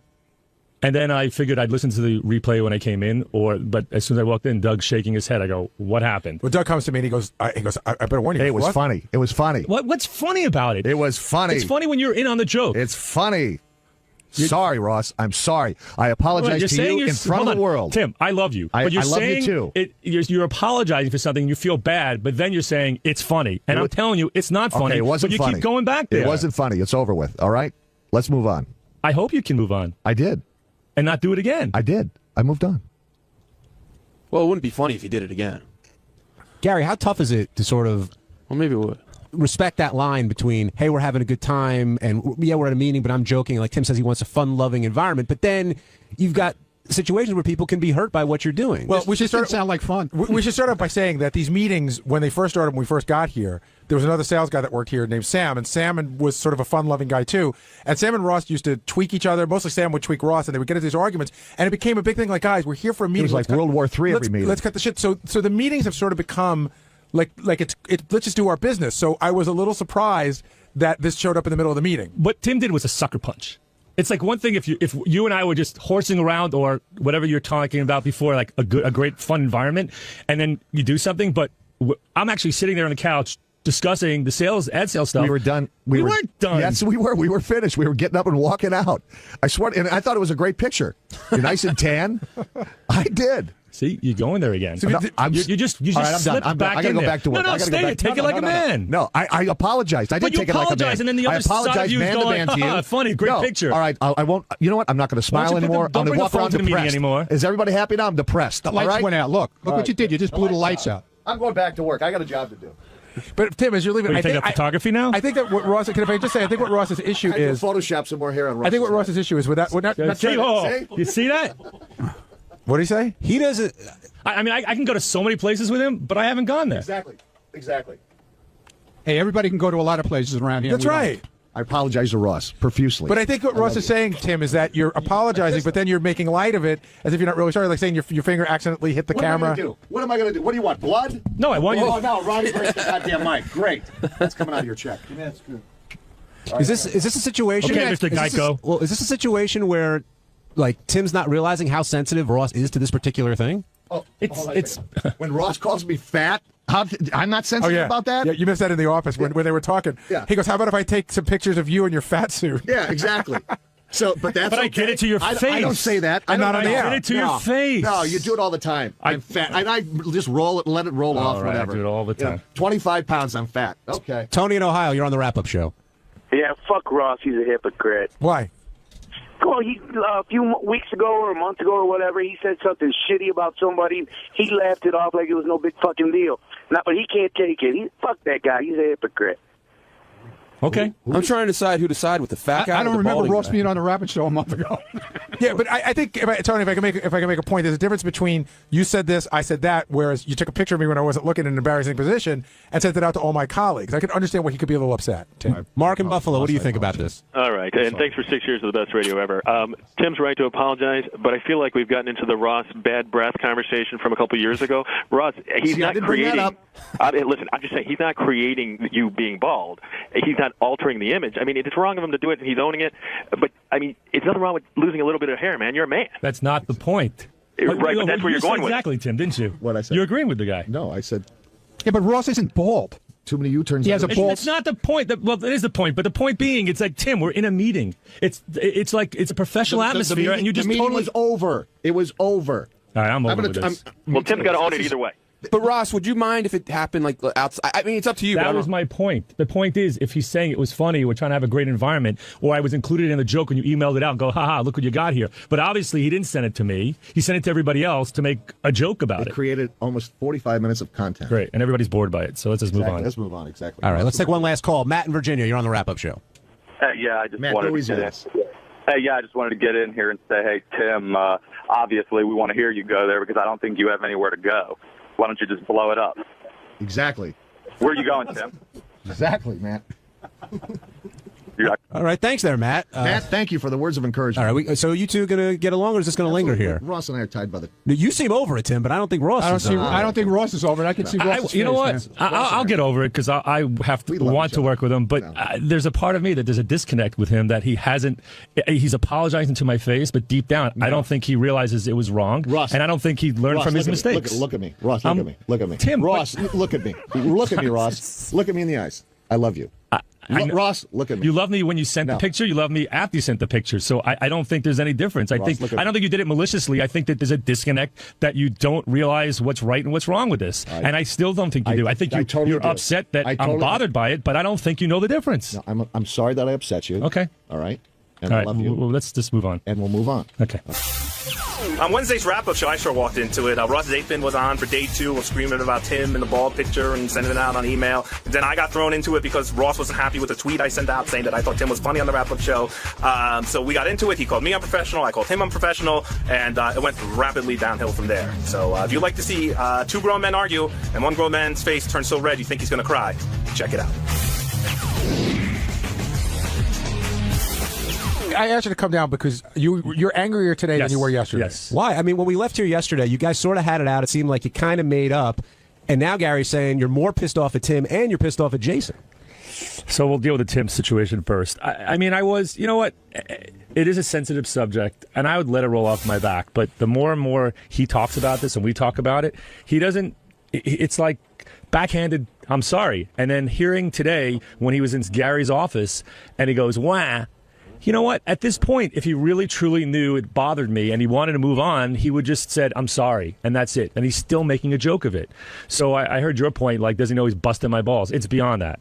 And the other point that was brought up is that I'm in your circle, or I circle your circle, but I'm not in that circle. And for him to, in terms of the jokes that go on, and for him to send out that email with the subject matter is bullshit and doesn't even include me in it. So and I don't dish it out. I don't go on Twitter and that's the thing I wanted to bring up. Ross is like, everyone's saying, well, Ross dishes it out. And he's saying, well, how do I? How do I dish it out? Am I in your little Lotus Notes crew when something happens and I send a picture, or I'm busting someone's balls, or I don't write an email correctly, or, I hear all the little shit that goes on, but I'm not a part of that world. So Tim, you are. So that was where I was sucker punched. And for him to keep saying, I'm sorry, and there comes Jason, I'm glad, because he's next. I woke up this morning, I was, and then I'm getting all these messages from the Stern haters or the 𝗧𝗵𝗲 haters, and it's like, I don't need that. Well, what do the hating messages say? Yeah, what are the 𝗧𝗵𝗲 haters saying? The 𝗧𝗵𝗲 haters are saying, how do they shut up. On Twitter. On Twitter. 𝗧𝗵𝗲 Fan Network. Okay. Go ahead. Yeah. They're talking about my wife's roles that they might have, enough of that, and, shut up and deal with it. But Tim said, and he said it here, he's like, you call me fat all the time. You think I like that? In fact, I was walking to work today, and I said to myself, when do I do that? Yes, I took a shot at him in the office. I protect that guy. He's been through a bunch of stuff, and I've been there for him. And I've seen his weight fluctuate. I see people give him shit, and I'm around people go, what I'm with Tim. I go, he's working on it. And everybody gives him a shot about his green drinks and everything else. I think I've been a true friend to the guy. All right, well, Tim's not down here to defend himself and his fat, but Jason is. So you should start on Jason and why you're upset with him. Yeah, I don't need this to be an on-air situation, but I will. I thought, it's one thing if you're in charge of the Howard Twitter feed and whatever happens on the show, that's your responsibility. Yes. But when you went to your personal Twitter feed and wrote what you wrote yesterday, why? Well, tell him what did he write? Because it was ball busting. I fucking love ball busting. Had nothing to do with you personally. So do you want me to start ball busting you? Yes, go crazy with the ball. I don't Tim ball. You know what? I said this to Gary earlier. I care about the little people. I don't mean the little people, but I know where I came from, and I was really a friend of yours and a friend of Will's, and I bust his balls about the Philadelphia Phillies. But when Yankee Stadium opened, I took you along for a tour. I've always helped you out with tickets. I said you wanted some dressing advice, so you came to me and said, "Hey, look, I don't want to look like a schlump anymore." Hold on a second. Wait. What am I making up? You're making it. First of all, I set up that tour. Greg Benini, he wrote to both of us. You didn't want to do it. All right, so fuck. Wait, hold on a second. Second of all, first of all, let's explain what the tweet was. Yesterday, I'm listening to the wrap-up show in the back office, and Tim's leaving. Power played the clip this morning, and as Tim was walking out, he shouts out that he's going to go Photoshop hair on Ross's picture. Right. Now, to me, that was just such a fucking classic moment. Like, here you are, two guys are arguing with each other. Tim's way off mic, and he just shouts that out, and I busted out laughing. And I've been putting ball busting notes up on Twitter all week. So I go, ball buster Tim Sabian. I put the quote up. I go, my new hero. Now, nothing to do with Ross. What do you mean it has nothing to do with me? It was just a joke. It was a ball busting. Let's go back. I put notes up about the wrap-up show almost every day on my personal feed. Let's go back. But I cared about you as a friend. What fashion advice and I've helped you out. Clearly great fashion advice. No, clearly you just put on too many pounds so you can't fit into anything else. Oh, Baldy, come on. So I'm done. I'm going to be your coworker. We have to coexist. Fine, Ross, stop being my friend. See, this is what I'm talking about. Tim was wrong. But look how sensitive Ross is. I sent out a fucking tweet about the wrap-up show yesterday, and now this is a statement on our friendship, and he's not going to be my friend anymore, and he used to treat me good, but he won't treat me good. You are the most sensitive motherfucker on the planet. Okay, so goodbye. It's a fact. You're right. Right, you're out of my life. But right, is that what you want? But you're not ignoring friends? the fact that what I said was I thought you were wrong. Okay, and I disagree with you. Okay. You're entitled to that. Thank you. As so are you. Now, does this mean our friendship is over? I don't think there is a friendship. Okay, well, I'm sorry you see it that way. You don't see it that way. No. You think everything is fine. You don't think the way you conduct yourself in the office that you think that you're a Gary Jr. What? You don't think that... How about the way you conduct yourself in the office? How many times do I see you yelling at people, screaming at people, getting in fights with other salespeople in our meetings, getting in fights with Gary, slamming the door shut, going on Twitter, Howard won't let me in the bathroom. How fucking professional is that? First of all, I didn't go on Twitter. You want to talk about your conduct? Hold on. Yeah, all right, you went to Howard's house and complained about it. First off, I didn't go on Twitter about it. Second off, can I finish? You made a statement. I'm going to finish it. So when I raise my voice in a meeting with a salesperson, it's to discuss something. It's not yelling at them. It's about talking about what? No, it's not. I've seen you get in fights with the sales guy, Sam. Do you know what I do? Do you know what I do? Yeah. Yeah? Well, then I know what you do. I know you produce the show. I know you work on the show. You work on the bits. I know everything you do, and you do a good job of it. Thank you. So I asked you, do you know what I do? Yes. What do I do? You're the promotions guy. You're the. But what do I do? That's my title. What do I do? What do you do? Yes. You're the Well, you're saying that I do producing. I'm saying you do promotions. I mean, that's what you said. You produce stuff. You take pictures. So my point is, what I'm saying to you is, you just accused me of yelling and screaming and doing things when I said to you, you're a Gary Jr. So Okay, so we're both making accusations. Why I act a certain way, and I don't yell and scream. Yes, you do. And I don't see anyone else here yelling and screaming like you do. So if you're gonna call my professionalism into question, I will call yours. Is Gary Jr. an insult or a compliment? Yeah, I was going to ask, what's a Gary Jr.? Yeah, and I'll take Gary Jr., by the way. I don't know why people say, oh, you want to be Gary. Of course I want to be Gary. Gary's a successful radio producer for 25 years on the greatest radio show ever. Gary's been doing this for 25 years? Maybe longer. 28. I've been doing it for 10. Okay, so when you get another 18 years under How many your years belt, have you worked in radio? I'm not talking about me. I'm talking about what I observed about you. Okay. So you observed that I try and emulate my boss's I feel behavior. that sometimes you flex a little more than you should for some of the power you have, and I don't think you've earned it yet. And I think that you flex. And I think you flex way more than you should. You hold things over people's head all the time. You get into business that you shouldn't be in, and that you act like the whole world should just fall. Hell, you gonna let me finish my statement? Yes. Yeah. I don't know what power you think I have or don't have. What power I have is up to Gary and 𝗵𝗵. I didn't say the power you had. I said the way you conduct yourself. And the way you conduct yourself, I think, is very childish. If you understood and what unprofessional. I did, I understand what I you understand. No, you don't. I don't care if you're the president of the United States. When you start calling people fat and ugly in meetings like you do to 𝗵𝗵, you start screaming at Gary. There's doors being slammed. Oh, Gary, you're killing me. You're killing me. How many times does Gary have to tell you no to something before you'll get the fucking picture to stay out of his fucking office? So now we're going to the way I asked to do things, and if I hear no... Yes. Yes, you're very unprofessional. No, you can fight for your cause. You go in there, you slam doors, you're screaming on the top of your lungs. I mean, you want to talk professionalism? Let's talk professionalism. Jason, I don't think you're very professional. I'd have a little more respect for this conversation if you knew what I did and knew what went on. Okay, so why the question was asked. If you're there for every step of the way and understand what the pressures or what the desires and what the needs are of why I'm bringing that subject matter to Gary, I would have more respect for you to talk to me and say why I slammed it or why I didn't want to hear no. And if you knew everything I did and the pressures and the responsibilities that we have on the Stern angle of it, and then when you come in there like a mental patient and go, oh, we need to mix in secret words. Hold on a second. We need to mix in secret words into the show for advertisers. And it's just like Gary says no to it, I don't know, every day for 4 years. I mean, when are you going to give it now up? You're going way off the reservation. Now you're going to what reservation? But now you're bringing up... I'm calling you unprofessional. That's the reservation. Hold on, no. Now you're saying when I come into Gary with an ad sales, when a client wanted something... Right.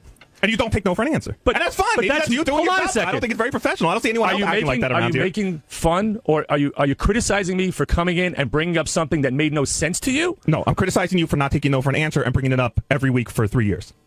Okay, I don't know if you know Sales 101, but you don't take no for an answer. Well, then you're demeaning. Let me ask you a question. Let me ask you a question. Do you book guests? Yes. Okay, when you want your big guest for Geek Time and someone says no to you the first time, do you ever ask again? Well, I don't threaten them like you do. Well, now I'm threatening people? No, oh, yeah. How did I... Gary, do I threaten? I'm waiting to hear what he has to say next. You bit 𝗵𝗵. No, I'm waiting to hear what he says.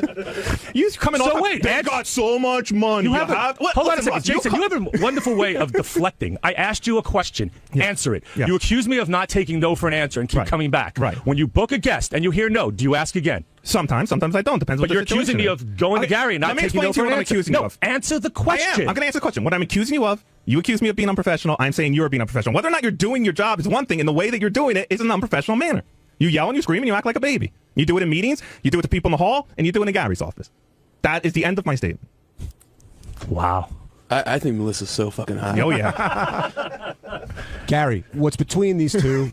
It's been brewing for a while. No, but forget that it's been brewing. That's not true. No, that's not true. That's not really on. Jason, I think there's a few people behind me who love to take the shot at the mic. And go ahead. Is anyone stopping them? There's a lack of respect going both ways. I think. No, honestly, I have respect. I appreciate. I like the job he does, and I think he does a good job. I think he's no, but you think he acts like more than he is. Yes. Well, coming from the most arrogant guy in the room, I will take that.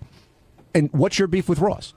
Someone just hit me on the back shoulder and just said Ross is mad at you on the wrap-up show for what you said yesterday. No, but is it because he has a beef with you? Like, is this literally coming out of the blue? I didn't know we had the beef. I like teasing Ross. I know Ross is a very sensitive person. I do think Ross has a lot of personality flaws. Like, he's very sensitive, and he has a big ego, and he thinks his shit doesn't stink, and he holds everything over everyone's head like he's the last time I get you Foo Fighters tickets, blah, blah, blah, like he's like the Santa Claus of the office. And I think it's funny to poke holes in that persona, but I never had anything personal against Ross. You just listed 5 things. Well, listen, listen, I have my own flaws too. I know them. Doesn't What mean are I they? like myself. What are your flaws? I'm loud. Right. I have a horrible nasally voice. Right. I can definitely say you'll go too far with either making fun of people or saying things where I shouldn't say things. Yeah, I got flaws. What about in the office? What about your all professional those things life? are things I do in the office. I'm loud in the office. I talk too much. I say things I probably shouldn't say sometimes. I mean, it happens. And I'm fat. I mean, I don't know. I got lots of flaws. You're very tan. I don't know how. Yeah, man. How are you so tan? Wow. Are you hitting on the personal level or the professional level? Professional. Listen, man, I love Ross. And I know he's very busy because every Thursday through Monday you can't find him because he's in the Bahamas or Miami or... Why is everyone laughing? Everyone's laughing off, Mike. No, I'm laughing. Jason, you know what? If you didn't work in this environment, I don't think you'd have a job. Well, I don't think you would either. I've done very well in my career. Weren't you fired? No. From DreamWorks? They didn't lay you off? No, they sold the company. Oh, that's a layoff. No, I'll come to his defense on this one. They wanted, out of the 300 people, they only wanted to keep 3 employees, and Russ was one of them. Oh, what happened? He didn't want to stay. All right, so he quit. And they Why not had just say to that? sell the company. Exactly. See, Jason knows, Ross, you're going down a bad angle because Jason knows how to push my buttons. Yeah, how to push everyone's buttons. It's and the fine. thing that bugs me... At the end of the day, the thing that bugs at me the about end of the Jason, day, and he knows Jason's this- going to rub 2 nickels together and have a dime. So he's still here. He's still struggling. It'll be fine. Struggling, yeah. Some struggle I'm going through. That's awesome. I want to see where you are in 4 years when the gravy train is over for you, Jason. I want to see where your hairline is. I want to see where you go. What was your? I love to gravy see. train. Hey, dude, I'm here more than you, working harder than you are, bro. What do you? I mean, gravy train. You act like I just won the lottery or something. I got this job. No, first of all, I got this job. No one handed it to me. Gary knows this. I got this job out of beating out a large field of candidates and showing what a good work I've done. I've been here for 10 years. Yeah, I sucked Gary's cock. It was fine. No, we Jason, listen, that part's unfair. I'm coming to both of your defenses on different things. He earned the position and he's good at it. We don't carry anybody around this place. Okay. And I work hard. I'm going to put you on the spot. I'm going to put anybody else on the spot. Is there any truth to what I said about Jason and his flaws in the office? I think Jason. I think he should have admitted to them, though. I really do. I think what you said and what he said are the same thing. He can go over the line. Yes. He does puff out his chest. Listen, Jason knows that classic story about what I let him take over for me in Las Vegas for 15 minutes, and when I came back, they were going to hang him. So he knows he can be like that. What I was going to say, but you didn't let me finish, was Jason knows how to get under your skin, but the thing that pisses me off about it, and he enjoys it. Oh, he yeah. gets off on it. And if you show him that side of you, he will attack because that's a part of his personality that I can't stand that he loves. Especially wait, have you ever been punched out? Punched in the face. I don't think I've been punched in the face. I've gotten in a fight before, but especially a paper tiger like Ross is somebody who is great because he has such an inflated ego and an arrogance about himself that anytime you could just needle that a little, it's like the greatest thing in the world. That's why even though Tim was in the wrong yesterday, it was great fucking radio because oh no, it got under Ross's perfect fucking skin, and Tim is right. You are a ball buster, and Tim. I'm not defending what Tim did because I think that is wrong the way he took your picture in the meeting and just sent it out in an email without you knowing about it. But I mean, he did have a point at some point. Get over it, dude. I mean, really. Yeah, see, you're gonna be angry at Tim. You're taking anger at Tim to me now because I put out one tweet yesterday saying I was enjoying the wrap-up show. What happened before the tweet? I just told you. Well, I missed it. Wait, you've been thinking this the whole time? All You're your just angry at little me? bullshit. And you know can't what? even keep an assistant, dude. This is what a horrible boss you are. Wow.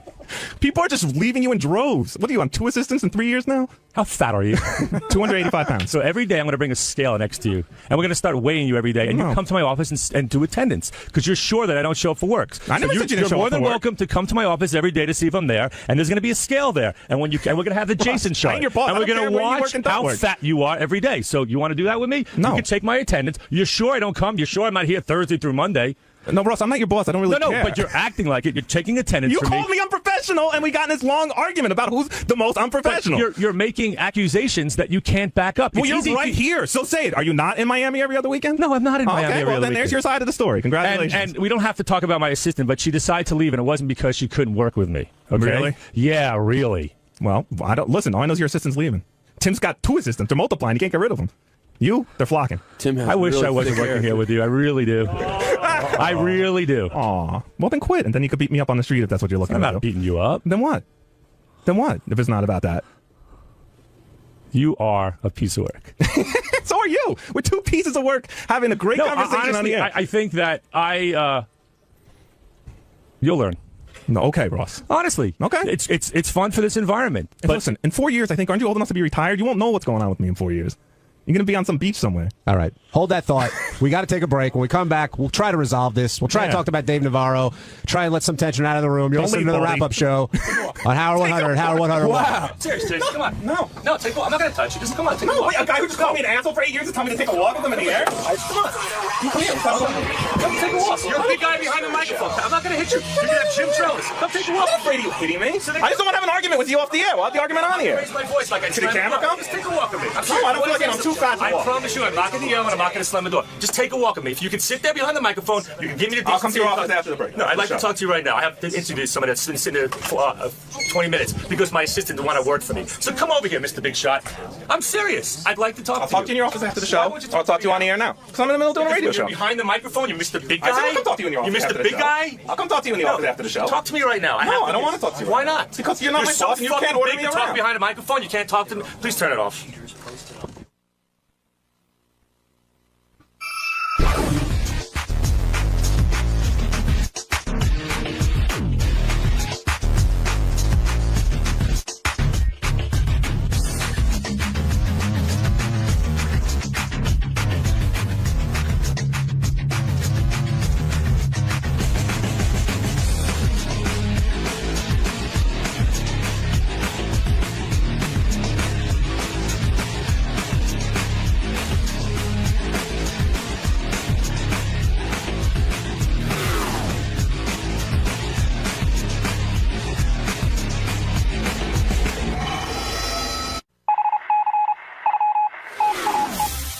This is the best of the wrap-up show. A recap and behind-the-scenes look with John High and Gary 𝗏𝗏.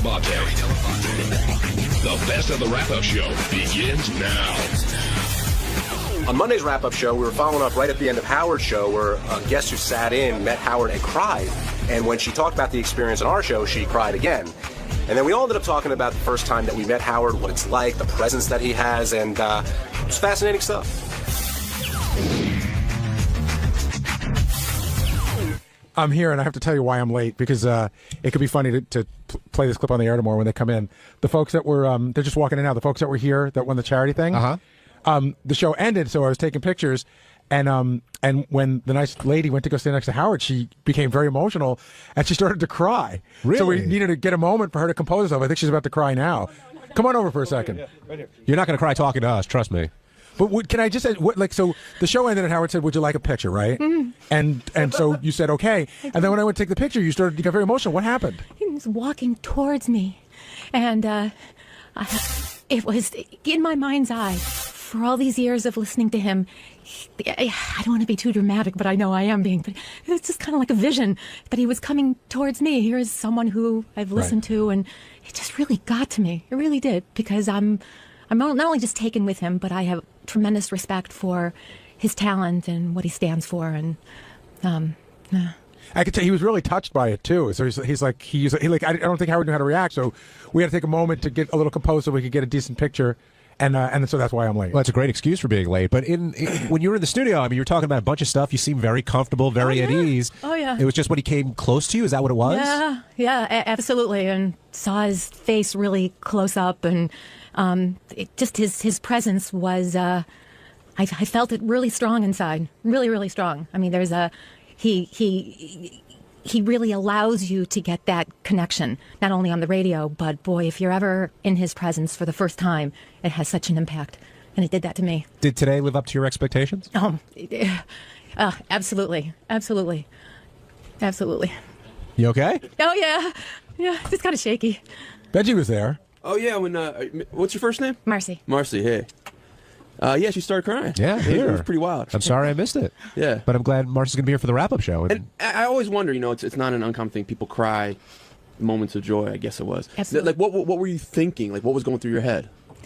That he's aside from my husband, he's really a handsome man, and he's got a lot of magnetism, and and aside from just the absolute talent that is Howard Stern, it just it really you feel very embraced in his presence. Let's just put it that way. Now, is this a special thing, or do you cry like 5 times a day? Oh no! I'm not a kook. I'm not a kook. But have you ever cried for him? Oh, absolutely. Absolutely. I could see Howard being touched by this, too. He was. He really was. It was very sweet, yeah. But also, as a guy, you think, like, is it automatic that you would have, relations with Howard, sex? If my husband didn't exist, you mean? If your husband said, listen, I know this is a special dream to you, go for it. Oh, no. I'm curious. I'm really very square in that way and very traditional. Yeah. But I'm curious to know, like, if she gets to have sex with Howard, who does he get to have sex with? He said Howard. Well, I'm glad you got to meet him and have that moment. That's really sweet. I guess I don't have a shot then, right? The first time people meet Howard, Gary, I mean, I don't think Marcy's reaction is that atypical. I mean, that you lose it. I see it a lot. I see people get very excited, and people don't know what to do, and they're very tentative. But then sometimes people just let their emotions come out. And generally, like Marcy's husband had a story today. Everyone says, I got to tell you the first time I heard the show, and Howard's always very gracious about it. But I never get sick of seeing people's excitement for meeting Howard, I have to say. Does Howard enjoy meeting people?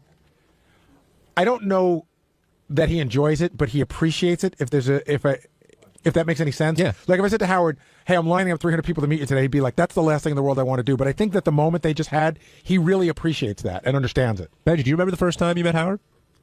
I don't remember for sure. I mean, I remember the first on-air thing I had. But was that your first meeting? Because for a lot of interns, it is. I mean, I think I've seen him in the hall. He had pointed to me, and I had some experiences with that I had talked about on the air. But I don't think I had actually formally ever met him. How about you, Gary? My first meeting with him was so long ago. I remember it vividly. I wrote about it in the book, but I walked into his office. Well, I take that back. I switched shifts with a guy, so I worked during Howard's show as a assistant to the traffic reporter, and I was listening to the show, and I thought it was really, really funny. And Howard had done this joke about why when you blow your nose, do you have to look and see what you blew into the napkin or the tissue before you put it away, which I thought was really funny observational humor. And he came out to go to the bathroom, and I said, wow, that was really funny. I always have the same thing. And he was just very nice about it. I remember him, especially having worked on the 𝗵𝗲 show where, don't look, don't talk. Howard just seemed like a good guy. Now, how does Howard deal with meeting people off the air here? I mean, he talked about Tim wanted to introduce John Lieberman to him after the show is over. Howard doesn't want to talk to really anybody when the show is over because he's done his day's work, and after he meditates, he wants to go home. I think people don't fully understand because it's not heavy lifting in the sense of physical labor. But, you do a 4-hour show, it's like running a marathon. So it's almost like when the show's over, you cross the finish line, and then they bring you right into a tent where you can get to meet people, take pictures and everything, and you sort of have to decompress from what just happened for the day. So I think that's how Howard views it. I thought Jeffrey Ross the comedian Jeffrey Ross had a great line about it. He said it's like when you meet Howard, meet everyone on the show, it's like you've been a viewer of the Flintstones, and then suddenly you're on the Flintstones. Like all of a sudden, it's like all these people, you're part of it. Well, I would say that for our show, that's probably true, because what other show do you go to? Like if even I went to the set of Seinfeld, and I knew who the main characters were, but I didn't go, oh, there's Jim the AD, and there's Joe the guy that pulls the cable, and there's JD the guy that does this. So when you come here, I guess it is more encompassing like that. Hey, it's Gary 𝗏𝗏 𝗦𝗏. On Tuesday's wrap-up show, we talked about some crazy comments that Andy Dick made about Howard. They were a little on the anti-Semitic side. And then Jason and Sal came and they weighed in, and we talked about the whole thing that's going on in the office. Here's how it went. Everything else that came up today we'll get to, but since we kicked off on the Andy Dick thing, I wonder if it's a situation where Andy, in the beginning, was sort of playing into the joke and trying to, joke around about it, and then it turned... Because Howard didn't take it as a joke at all. His comments about, being a Jew and the Jews, the whole rap that we've heard for a number of years. But is there a point where, oh, it's a joke and oh, it's okay? I think that's a difficult line to navigate. It is. I think Andy probably started doing it like that's his brand of humor. But it's, you can go down that road, but like Michael Richards went down that road, and now everybody thinks he's a racist. And so if you're going to go down that road, you have to understand that if you keep calling somebody a dirty, hook-nosed Jew, there's a huge part of your audience that's probably going to think you're an anti-Semite. Yeah, and you've got a guy who used to call in with, hey, you hook-nosed Jew bastard. Like, that's how a caller would start all of his calls.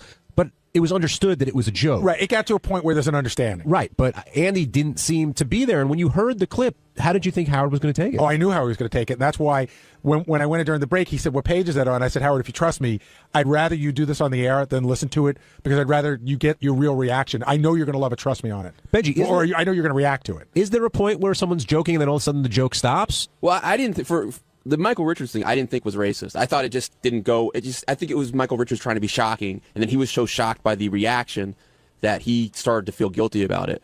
The Andy Dick thing, I didn't see it as, I saw it as this is what, whether it's a big deal to him or not in his daily life, I thought of it, this is sort of his classification of Jews. He does, it's like his, the way he categorizes Jews.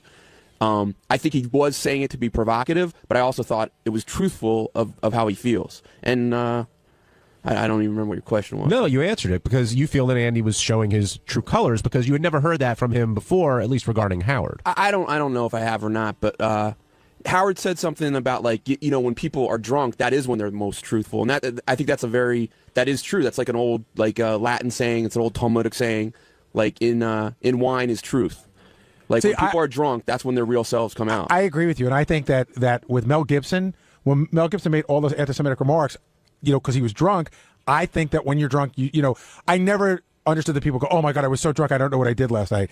I think when you're drunk, you do things that you wouldn't do if you were sober, but you're aware of what it is. Now, another person on our channels who's been accused of this, not for being drunk, but for having these kinds of feelings, is Jackie. I mean, Howard's brought up repeatedly, Jackie makes a Jew comment here, a Jew comment there. Again, he thinks is in jest, but it's not taken that way. I sort of understand, you know, Jackie's whole rap is, I insult everybody, so why would you be mad when I insult the Jews? Except Jackie does that Jackie will go down that road sometimes when he's not telling jokes and then laugh. Do you know what I'm saying? Like Jackie cracked a joke. I have it on one of Howard's pages. I haven't played it, but it was sort of a very roundabout Howard is cheap reference. Something about that the reason Howard moved off of Long Island is because he doesn't want to pay the tolls. You know, and that's Jackie thinks that's funny, but I think that he's calling Howard cheap. Steve in L.A., you're on the wrap-up show. Hey, how are you guys? Good, Love Steve. the show, by the way. Hey, the anti-Semitic stuff about all Jews was not right, but you have to admit, Howard, and I brought this up before, Howard does have a lot of Jewish people to work on the show. For example, how many Jews are in that room right now? 2 out of the 3. The new guy that they just hired on the news department, that's not an Irish last name he has, so now you have Shuli, Lisa Jew, and the new guy who took Langford's place. Well, let's take these one at a time. Yeah. Hold on, Steve. In this room right now, look at his agent. Steve, I'll let you talk. Steve, I'll let you talk. Hold on. In this room right now, we got 5 people. 2 are Jewish. Steve Brandano, Teddy Microphone, and Gary are not. Although 2 are Italian, which we can talk about that. Basically the same as Jews. As I tell everybody, for every person you hear on the air anywhere, there's 20 people behind the scenes that are making it work. So maybe it's only the people that you hear on the air. But yeah, those are the ones that are making a little bit of money. We only hear 3 people on the air right now, and 2 of them are Jewish. What is his limo driver? I know he wants. He's Jewish. He's Jewish. Yes, he's a Eugene. What about his agent? Jewish. Who, Ross? Okay, what about his buddy that he hired for promotion? Ross, what's his name? Zapin? Jewish. What is that? What about Ralph? I bet you Jewish. Ralph's gay. So I mean, there's a couple homos together. But you have to admit, and I don't have everybody's name down, but just one time for shits and giggles. For shits and giggles, my friend and I listening to the show, we're trying to name a Jewish guy on Howard's show and a non-Jewish guy. So we're talking maybe on the air, off the air. And of course, you know a lot more people behind the scenes than we'll ever know. But for the most part, most of the people that are closest to Howard and work for Howard are all Jewish. Okay. Have you ever seen the end of a Spielberg movie? Hold on a second. Hold on. Let me answer. You're making a big jump there. Okay. Wait. Not Jewish. Okay, now we're going to do the Hanukkah song backwards. I'm not Jewish. Who's close to Howard? Fred, who's a major part of the show. Robin is not Jewish. So if you go off as Sal likes to refer to the Fab Four. The Fab Five. You're one of the Fab Five. Well, who's the 5? Howard, yeah. Robin. I think Benji's in that mix. So Benji's not a Fab 5. All right, then he's out. Then one of the 4. Then all right, then one of the big 4 is Jewish. Then in the back you got Richard, Sal, JD, Will, Steve are all not Jewish. And then you and Jason are. Yes. That cuts it back. Tracy, who runs our office, Jewish. Okay, then you go into the TV show. Scott DePace, not Jewish. Brian Phelan, not Jewish. Goodstein. Doug Z. Goodstein. Okay. The plot thickens. Look, I'm not going to deny Steve. Who's in charge of all that crew? Doug Goodstein, Silverstein, Rubenstein, it's all jewelry, my friend. Steve, you really believe that Howard only hires Jewish people? Or wants to a few just to make it, so people can't always tell. Wait, let him answer the question. I think Jewish people go out of their way for nepotism to hire their own. Have you ever seen the credits on a Steven Spielberg movie at the end? No, I don't. All there are it's just Jewish stars. What do you mean, like the Jewish key grip? Yeah, that's all there are. Jewish people. Other than the grips, the cameramen, the construction, and the catering. And the Teamsters. They're usually not Jewish, the Teamsters. All right, so you're agreeing with Andy Dick? I don't like the anti-Semitism. Isn't it true we got rid of Penny Crone when we found out she was Catholic? I don't even know what exactly. Penny Crone was. Yes, you're Jewish, of course. Listen to that voice. Hey, but what I'm saying is that Howard does go out of his way to probably hire Jewish people. Yes, he does. I disagree. I disagree. I guess you guys will have to play the game that we did. It's a good drinking game. Do you think that because the show is based out of New York, where there's a bigger Jewish community, in other words, if somebody's listening in Kansas and they go, I work at my job and I only know like 2 Jewish people, but it seems like they have a lot of Jewish people there. Do you think that's part of it? Yeah, but who decided to base the show in New York? Howard. And of course, 𝗵𝗃, the guy in charge. Jewish, right? Yeah. I don't think so. Oh, here's another Jew. What do you want to say, Jason? Jew here. To give a little snapshot of what's going on in our office, I would like to say that I just left Sal and Richard's room, 2 non-Jews that are doing work right now. Will is working with Robin on her new radio show, so 2 non-Jews working there. And I walked past Fred talking to Brian Fallon in the hall. So there's a lot of non-Jewish activity going on in the halls of Howard Stern show. Right. But I think to that guy who lives wherever he lives, it sounds like there's a ton of Jewish activity going on right here. Well, most places outside of New York, if there's 3 Jews in a room, it's like huge. It's like a big deal. I guess that could be the way it looks. But I gotta be, I'm kind of amazed. I didn't realize there's so many callers that seem to be keeping a head count of Jews here. I had no idea this was going on. Yeah. Outside of SFN. Right, there's nobody calling up and going, you only have 1 Latvian. Well, never mind. I was going to say, if anything on the book, we have way more guys here than women. You know what I mean? Like, if you're gonna pick on something, why the Jewish thing? And we only have 2 women that really work for him, yet one of them Jewish. And one of them black. Now look at how we're doing. We're doing good. Howard 100 News might have a story there. Ted, let's take a break. During the break, we were talking about, have you ever been identified by your race? And Gary, you were making an interesting argument. Well, I was saying that I've had people call me a guinea bastard, but it sort of rolls off my back. Actually, the worst thing that ever happened to me was I got into like a little minor fender bender, and the guy, I don't know what nationality he was, but he goes, I know your type. You're all a bunch of greasy motherfuckers. And I didn't know what he thought I was. I didn't know if he thought I was Italian or Hispanic or what, which is really weird, but I really felt what it was like to be, biased against me. He just knows you're greasy. Yes, he knew I was greasy, and he knows my kind. He doesn't care. But I was saying that I would imagine that, somebody calls me, oh, you stupid wop, it falls on my back. But if somebody calls you a Jew bastard, that must be worse. And we were saying, well, why is it worse? And I said, well, nobody ever killed 6 million Italians. And whatever bias there was against Italians in this country was in the early part of the century. It's sort of gone away, where anti-Semitism still lives. And has been around for 5,000 years. Sorry, just that. It's okay. Well, hold on, Benji. What's like the worst thing that everyone's ever said to you? I've gotten like growing up, I would get Nazi kind of stuff. Well, you grew up in the South too, so yeah, was that weird? South Carolina. No, I think usually when I got it, it was, at least to my face, it was just kids trying to find anything to be like a dick to you. I didn't think it was really anti-Semitism. What about you, John? Yeah, at school I got it. One time I was told it. Well, what school? At Michigan, I was told I was the first Jew someone ever saw, and I had one guy ask me where my horns were under. But for real, he really? No bullshit. That's not. I don't think if someone sincerely is curious about that, that's not anti-Semitism. That's ignorance. Yeah, right. But the horns comment, yeah. A lot of racism is based in ignorance, Gary. That's true. I was shocked when someone said that I'm the first Jew they've ever seen. Look. It's how you judge people, and I think also it's got a lot with it has a lot to do with the way you're brought up. And was that the 80th blowjob asking to feel? No, it was a guy. But not only Jews were singled out today, it was only Jews and Italians work here. And right. Sal, you deal with that. Were you surprised when you heard that? We were talking more about when people joke around, yet it didn't sound like Andy Dick was joking when he was sounding off there. I don't think he was joking one bit. I think he was angry and he was showing his true colors. I think he's a hateful racist. And you would know.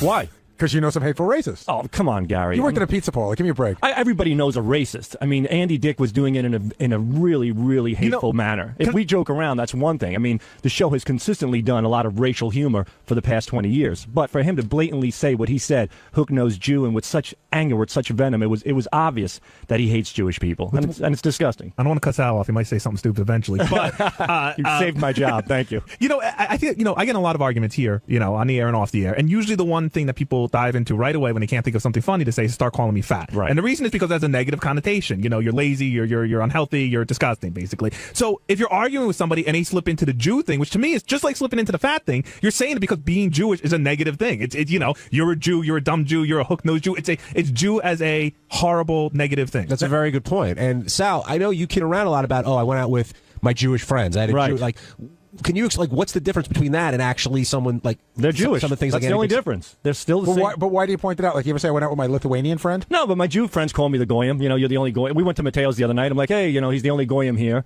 And it's funny, we're in an Italian restaurant, and we noticed that in an Italian restaurant in Nassau County, it's 90% primarily Jewish sitting down and 90% Italian serving. John, how do you know that, though? Well, the topics just come up. If we're hanging out, we just discuss it. But in all seriousness, It's you walk funny. into a restaurant, how do you know 95% of the people in the restaurant are Jewish? Like, were they wearing gold stars? Trust me, where I was, they were Jewish. It's obvious.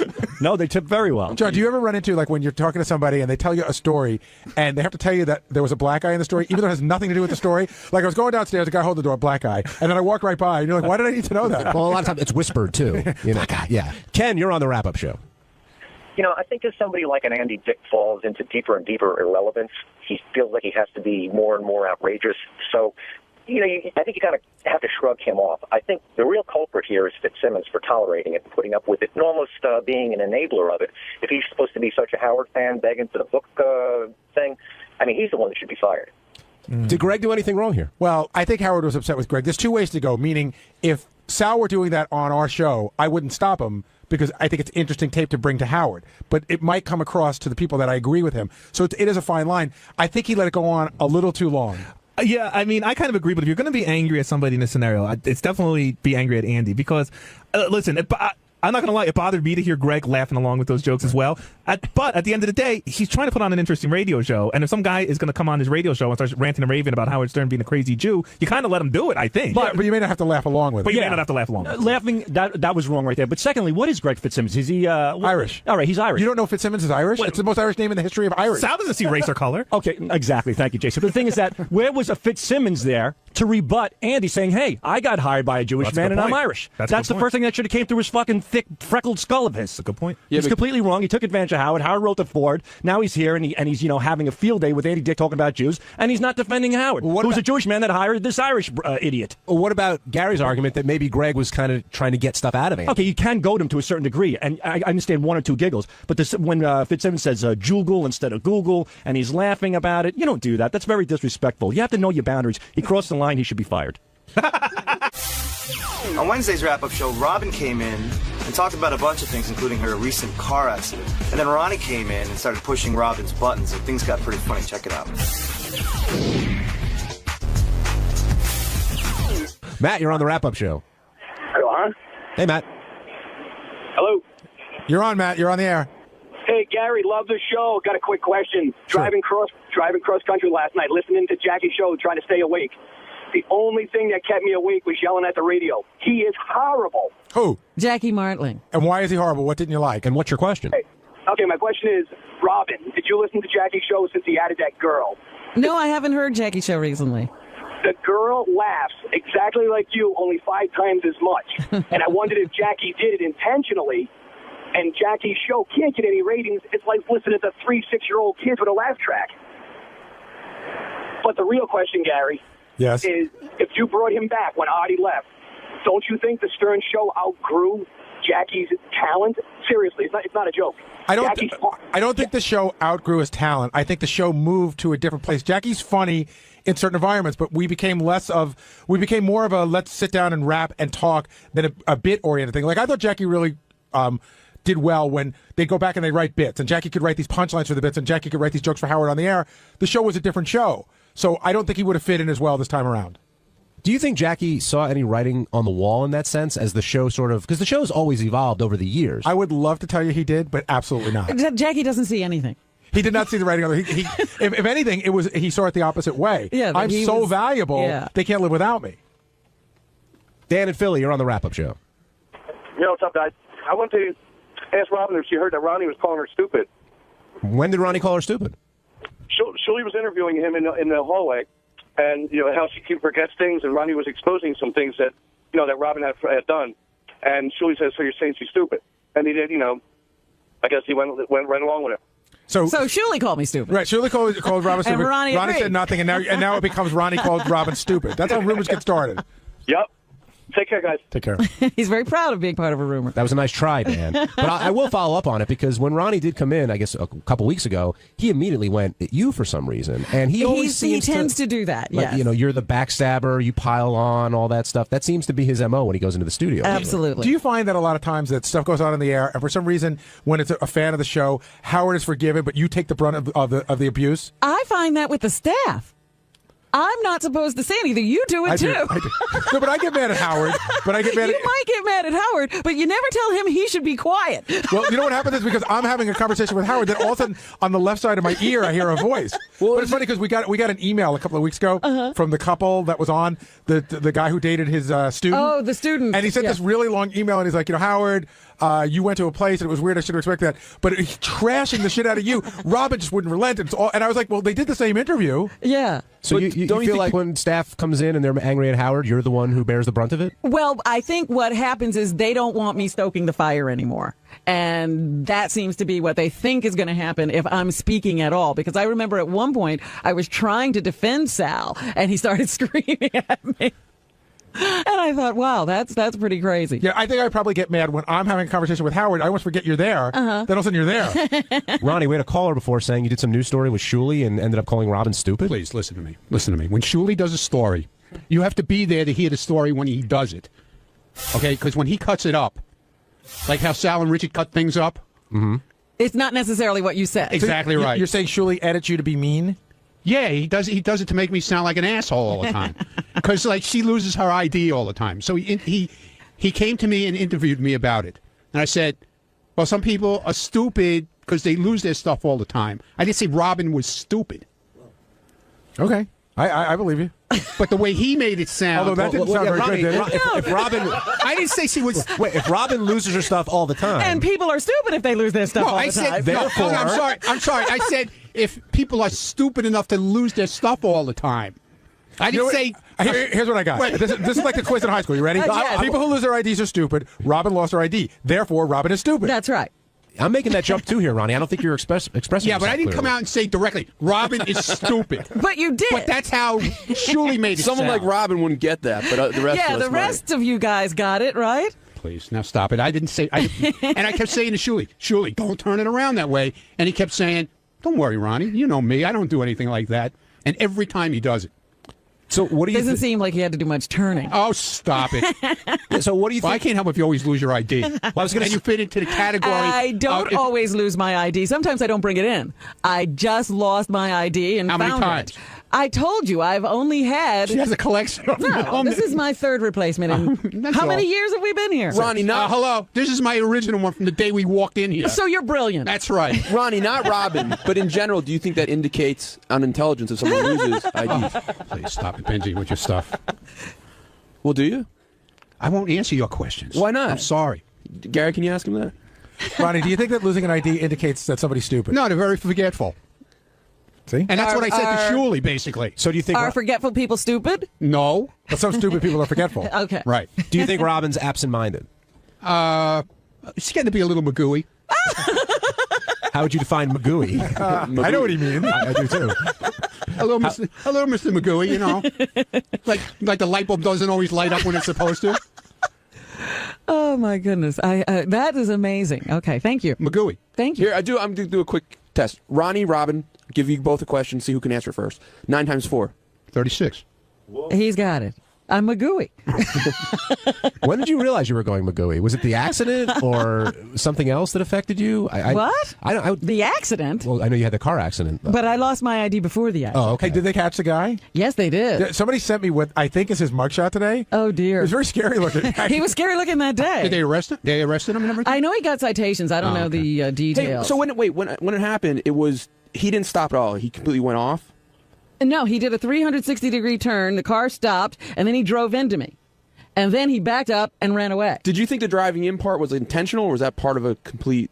It seemed to me that he was just out of his mind. You know, once his car stopped, he just stepped on the gas. Wow. So in other words, he lost control of his car, and then when he came out of the spin, he just hit the gas and smashed right into. Yeah, perhaps he was stupid or drunk. Or forgetful. We don't know. But the fear, McGooey. But the theory that was floated, which turned out to be unfair, was, oh, Robin, how many speeding tickets do you have? It seemed like people were assuming you were at fault before you got to tell the story. But I guess that's what it's like working on this show. That's right. You're always wrong. Testify no matter what. Do you think? All right, we're all guilty of making each other wrong. Let's cut the crap. I have no idea if I'll have to testify. Don't know if it'll be a trial. Another clip that Howard played late in the show was the woman who was a guest here who ended up crying at the end of the show and then cried for the entire wrap-up show, basically. That must have been fun. How awkward was it for Howard when that was going on? And do you feel like Howard could sort of lead that religion, and a lot of people feel that way? Oh, absolutely. I mean, this has been going on for years. Remember Uzo, the first girl who she's nuts. Ever did that? She came to the book signing and she just lost it. She turned into a heap of tears on the floor. And let's be honest, even though they're not the most normal people, isn't the Whack Pack in essence the apostles? If Howard wanted to form a religion, wouldn't they be the first ones? They'd be there all the time. Yeah, they'd be the first ones there. Sal? Sure. I think. Remember, he graduated. Yeah, but I think if Howard was leading the charge, he'd still be part of it. And that makes Howard feel very uncomfortable, or does he appreciate the way the people feel? I think he appreciates it. But it made him uncomfortable when he came face to face with it. I didn't see her approach him yesterday, so I don't know exactly what happened there. It was funny. The show ended, and they were somebody had a camera. So Howard very nicely said, "Would you like to take a picture?" And they go, "Oh yes." And when he started to walk to her, she broke down, and I could tell Howard was like, "Oh, that's okay," and he didn't know whether to hug her or what to do. What to do? Maybe I just walked away. No, I just said, "Hey, take a moment." Mm-hmm. But he was uncomfortable. Donna in New York, you're on the wrap-up show. Oh my God! Hi. Hi. Robin, are you there? Yes. Hi, Robin. I love you. Baba Booey, I love you. Thank you. I wanted to tell you, talking about people worship. Robin, I got a cat at the pound. She's all black, and her name is Robin Ophelia Quivers. And we call her Ophelia. She's black, and she's beautiful, and we love her. And she's very smart. So I just wanted to tell you that. Well, I'm honored. Thank you. You're welcome. And I love you guys. I listen to you guys all the time. I'm in my office right now. I'm so afraid my boss is going to walk in. But I'm so happy that I got through, and thanks for talking to me. All right, well, thank you for calling in, Donna. Bye. Bye-bye. So there you go, Robin. A cat That's named the after... second cat. The second? Yes, that I've had named after me. And it was all black? Yes. And that was the same in the first case.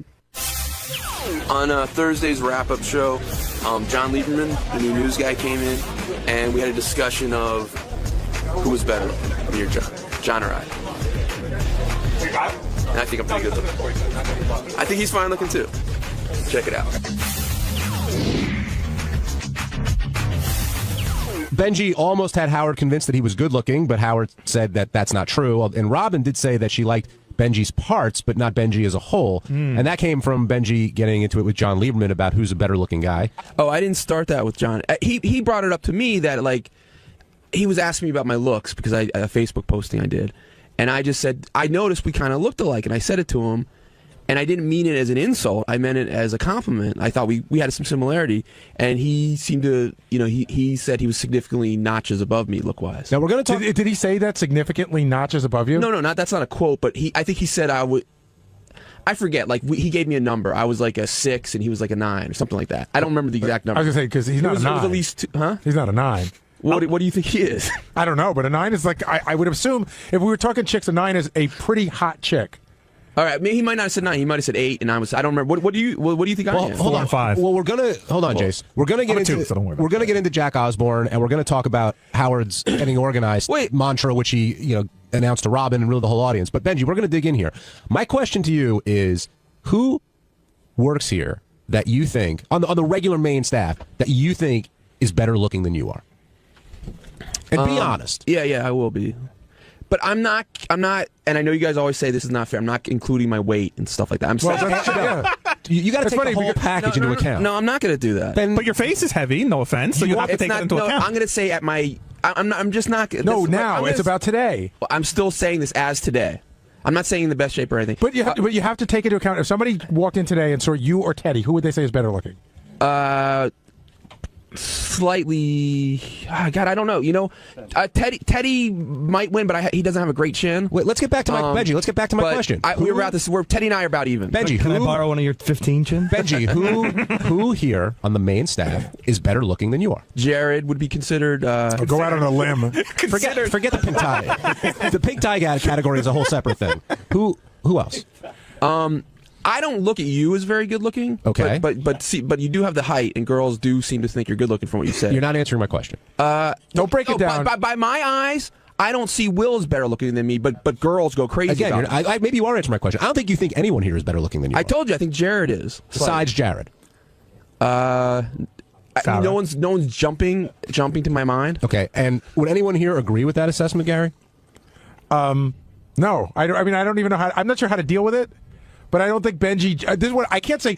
Which guy is good looking? Which guy is good looking? I will tell you this: Benjy does not jump out of this pool of people to be one of the better looking guys. But see, this is a ridiculous conversation. I'm going to tell you why. Because I was thinking to myself, maybe we should have a pageant on the air. We'll bring some girls in. But Benjy says that what a girl finds attractive isn't what he's counting as attractive. Because he's saying girls find Will attractive, but I think I'm more attractive than him. I'm saying if I didn't know like the opinions of girls, I used to feel bad for Will. I was like, you're such a nice guy. I'm sorry, things will. I didn't know that girls liked him. I'm just saying the way I thought he was not. I thought he was kind of boring. So you can see that I didn't know like Tom C. When we used to work with Tom C. I would have thought he's kind of boring looking. Girls went crazy for him. But here's the funny thing: Benji's one of those guys that will say you bring in a panel of girls and they would say they don't think he's good looking. And he go, no, you're doing it wrong. When we all brought in our photos and it had I got voted the best looking. He would go. Remember that? Hold on a second. He would go. Imagine me thinner. Imagine me without blotches on my face, and imagine me not sweating. And now what do you think? I think everybody, maybe with the exception of Jason, I think everybody has an inflated view of how good looking they are. I really do. I think yours is very inflated. Maybe you said John considers himself a 9. Can I clarify one thing, though? You called yourself a 9, John? I don't think John's bad. I think John's like a nice look. And I actually think I'm better looking than John. Yeah, I know that. Let me I just be irritated by Let me point this out, though. This whole thing started when we did a piece that Benjy started censoring the photos of him that were tagged on Facebook. He sent out a note to all of his Facebook followers that said, I'm going to start untagging me from certain photos. Wait, John, basically censoring his image that he wants out there. Fucking thing. I'm going to fight back this. Do you have a Facebook account? Of course I do. Is it and has anyone ever tagged a photo and you didn't? Oh, I don't like that photo. I don't want it on my page, so you untag it. Yeah, but I don't untag it. That would be wrong to untag a photo of you. Did I say it was wrong? I just said you've launched a censoring campaign. You're censoring really all of your think images. That's a censoring campaign? Yeah, you're censoring your images. Do you guys think it's a censoring campaign? I will tell you, I don't know whether it's a censoring campaign. I've never, ever untagged a photo. Thank you, Gary. I'm just saying I haven't done it. Thank you. I don't. Gary, I will put some up of you and you'll take them down. I'm just saying I don't have it. Listen, there's pictures of me as a monkey. What the fuck are you going to do? Yeah, exactly. Are you going to look at every picture everybody You guys are being the biggest fucking liars. I'm not lying. I'm not lying. It's photos. When someone tags your photo on Facebook, it becomes like in your album. There's no way to not be tagged and not be in the album. Okay. So if you don't want a photo, are they pictures of you looking like an asshole, or pictures of you that you just don't think you look good enough that day? Pictures I don't like. Is it a vain thing? You could call that censoring. That's fine. I don't give. But to make it, I have to want to put your best photos up. That's wrong. I don't think about it enough. Gary, you didn't pick. Did you pick photos for your book and reject some? There's a difference. Did you reject some of the photos? No, because I didn't reject. First of all, obviously, if you saw the cover, you would see I rejected nothing. Wait, no. Did you reject some photos? No, because I picked the pictures. So every photo would. Yeah, I'm picking the pictures too for my Facebook. Stop yelling for a second. You censored people, Gary. You were censoring photos from your book. Shut the fuck up for a second. You were censoring photos. Okay, what I'm saying is, I'm not saying that you're involved in censorship. I'm saying that I am not vain enough to go through my Facebook photos and get rid of ones I don't want. That's all I'm saying. If that is considered vanity, fine. Yes, I have vanity. I would like to look my best. That to say that you don't pick photos sometimes, Gary, I don't believe. Hey, Benjy. I don't believe sometimes you try to pick a photo where you look good over one where you look bad. On Facebook, I just don't seem to care. Benjy, when you get angry, your eyes really sparkle. They really do. I'm seeing a different side of you. You're not trying to get laid on Facebook. Well, you're not either. You're on Craigslist. The problem is now I think everyone's going to go on Facebook and try and tag every picture of Benjy, including discussing pictures of Benjy makes a good point. Now you can't control Benjy's using Facebook in a different way than I'm using it. So maybe because he wants it. John, have you ever untagged a photo of yourself on Facebook? No.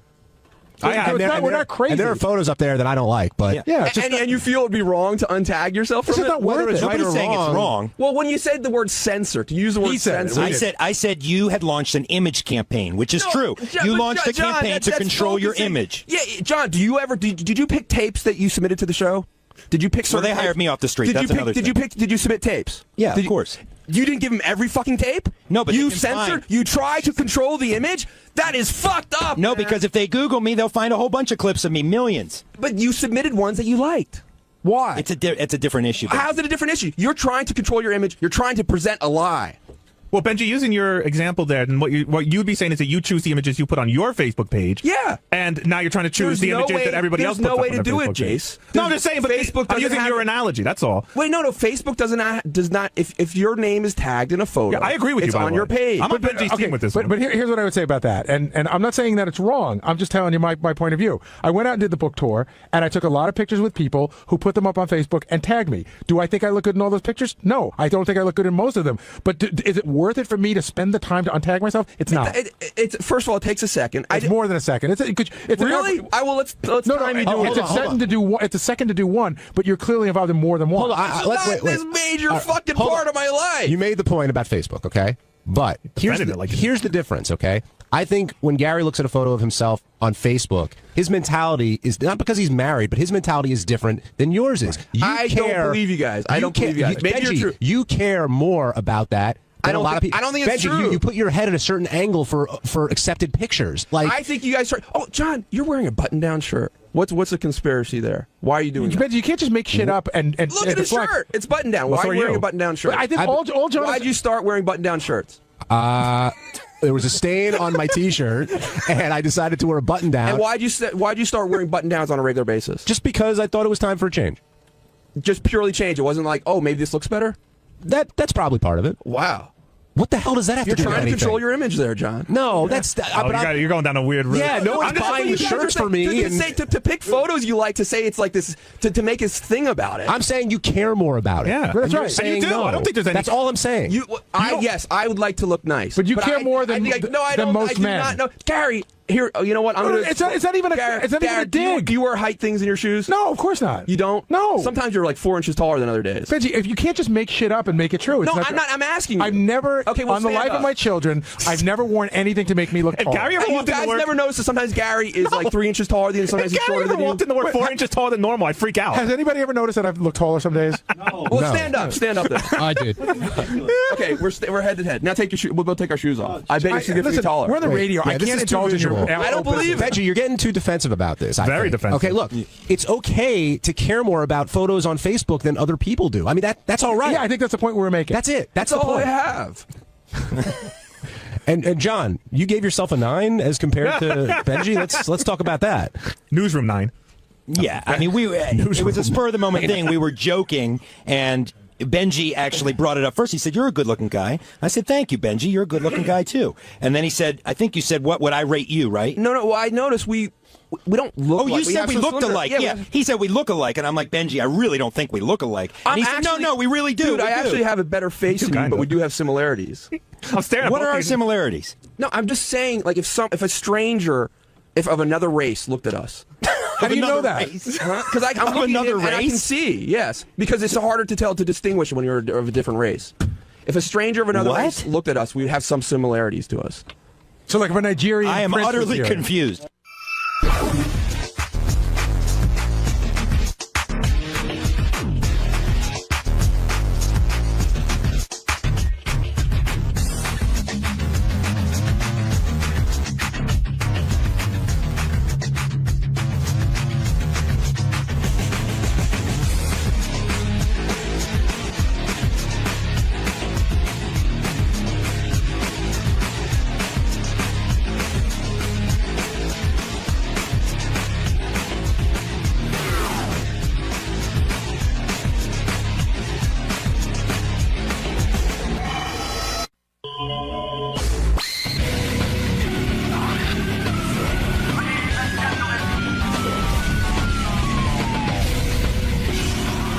I had some experience over the weekend. The guy who hired me here at Sirius Satellite Radio, Leon Black, it was his 60th birthday. I got invited to his birthday party at his house. So, I mean, Leon throws some good parties because Leon's worth like $20 gazillion, like $20 billion or something crazy. Yeah. And for him, you know, $1 billion is like $10 to us. It's like pocket change. Yeah, it's like, hey. He carries that around with him. He's like, hey, you're only worth $1 billion. But he's a real nice guy. Always liked this guy. He's real down to earth, and even though he makes a ton of dough, like his whole thing is he buys art. That's why he works. He once said to me, he sat me down and said, you know why I work? He says, I don't have to work anymore, but I like to buy art. And when you talk about art, he likes to buy Michelangelo's, Leonardo da Vinci's. He buys originals and the best ones around. Yeah, it's pretty impressive stuff. And he's just a nice guy, down-to-earth guy. He's not an asshole. You know, guys who have that kind of money. But he's self-made. That's why he's not an asshole. Because he actually had to go out and work for it. Just a real bright guy. I like him. He's a real family man. His kids are, like, delightful. Like, it's almost annoying how delightful they are. Oh, really? Yeah, I mean, it's like they're perfect kids. Like, they got up to make speeches at the birthday party about their dad. You were like, whoa. Wish I could talk like that. His kids have a vocabulary. They probably got good educations because he had money. Yeah. Oh, Went yeah. to those top schools. But you know, like a lot of kids of the rich, they go to top schools and they come out stupid. Right. These kids, like, they're impressive. Each one. They actually did something with that education. Yeah, and I actually feel good, like they might contribute to the world in some way and do something important or, you know, something meaningful for other people. I mean, they just seem to be, like, I'm talking to one of the kids and he goes, I go, what are you doing this summer? He goes, oh, I'm in Harlem 5 days a week teaching children how to read. And I go, whoa, Well, you know, in the defense Really? of many, many rich people's kids, we only know about the bad ones because they get themselves on television. Yeah, well, maybe there are plenty of rich people's kids out there who are Leon doing Black's good kids things. are really something to see. Yeah. I was quite impressed as I was stuffing my face with free food. Hey, I'm hungry. It's funny because I'm famous, you know, when I go to a party, it's impossible to eat. Because people are talking to you? Yeah, and so I want to get the food. And as I'm so beloved that literally when I try to walk to the buffet, people will stop me, go, hey, Howard, and I'm like, I just want to get to that buffet and get some food and sit down and have no one bother me. And it's impossible. You know, Scott found that. Same thing happens to me. When he was doing those shows Meet were, the and greets. Ronnie block party, Yeah. he was supposed to do a meet and greet, and he hadn't eaten yet. Yeah. And he was like, can't I get something to eat before I greet? Scott and I have a lot in common. I need to nourish myself and gather my thoughts. So He feels your pain. yeah. Yeah, well, Leon's kids, one of the kids got up and read a poem to his father. You know, I was like, I'm embarrassed. I don't even understand the poem. Did he write it? Was Yeah. it something he wrote? Oh, yeah. No, they're not like the Kennedy kids who That get other people's poems? yeah, I thought it was kind of weird that, what was the funeral? It was Jackie Onassis' funeral. Yeah, the kids read stuff that Caroline Kennedy Schlossberg read from a book of poetry. And I think John did too. Yeah, I'm like, hey, kids. Did you know your mother? Maybe I'll introduce you to the Leon Black children because, you know what? They know how to write original fucking poetry. You're Kennedys. Can't you fucking sit down and write an original poem to your mom? But each kid, like, kind of spontaneously got up and, like, didn't make, like, a 3-second speech. How many kids does he have? 4. And they had 3 boys and a girl. And each one made, like, these lovely speeches. So they like their dad. Yeah, they worship him. They're like, Dad, you inspire us. Dad, you're like the most amazing guy. Dad. I was like, wow, that's fucking awesome. These kids really know how to go at it. Mm-hmm. Oh, I wish I was Leon Black's child. Oh, God. I do. You should be a great dad. And my parents called me. Hello, Howard. Yes, Mom. Listen, something terrible has happened. There's water in our basement. Yeah, so what are you calling me for? Do you know of someone who could help us? Yeah, it's called a plumber. Yeah, what do you do? Well, you have good people. We're thinking of calling one of your people. And I go, all right, listen. I have a 5-point plan for you. I go, how bad's the water coming in? well, we bucket it out, but this is continually happening. And All right, here's what I'm going to do. I'm going to get on a phone. What? A phone. Yes. My mom's getting so hard of hearing. So, at one point during this conversation, I go, Mom? Yes. I'm going to call someone. Yes. And I'm going to call. Oh, God. What? I'm going to call someone. What? I'm going to call someone, and they are going to call you after I speak with them. What? Oh, no. I said... Why are you yelling at me? I'm not yelling at you. I want you to hear me. You don't have to yell. What do you want? Are you on a cell phone? Yes. That's why I can't hear you. Mom, I've lined up someone to call you. I know that. Why are you calling me back? I'm calling you to say that they're going to call you, and then I want you to keep me in the loop. What? Keep me in the loop. I should call you? I thought you said someone's calling me. I said after they call you to call me to keep me in the loop so I know that it got done. Why are you yelling again? I'm yelling because you can't hear me. You're on a cell phone. You're going to have to get him one of those phones that types out what you're saying. Oh, my God. I just said, I'm going to call Beth, and I want her to take care of this. I felt like a baby that needed to be taken care of. I want someone just to take care of all my obligations, so I'm free to create. I don't want to be bothered. But they have these phones that type out what you're saying so they can read it. I need that. I need that. Where do I buy that? I don't know. I can't even put TV. I go, Mom, so the guy's going to call you tomorrow. Do you know what time? I said, Ma, I don't know. He's doing me a favor. This is my good friend John Keane, by the way, who's a gentleman. I called him because he's a contract. He's the best. If you ever need to build something, John Keane's your guy. Thank you, John. I love you. God bless you for helping me. Because, when my parents call with these things, I don't know who to call. I call John Keane. Do you know what time the gentleman will call us? I go, look, he's doing me a favor. I don't know.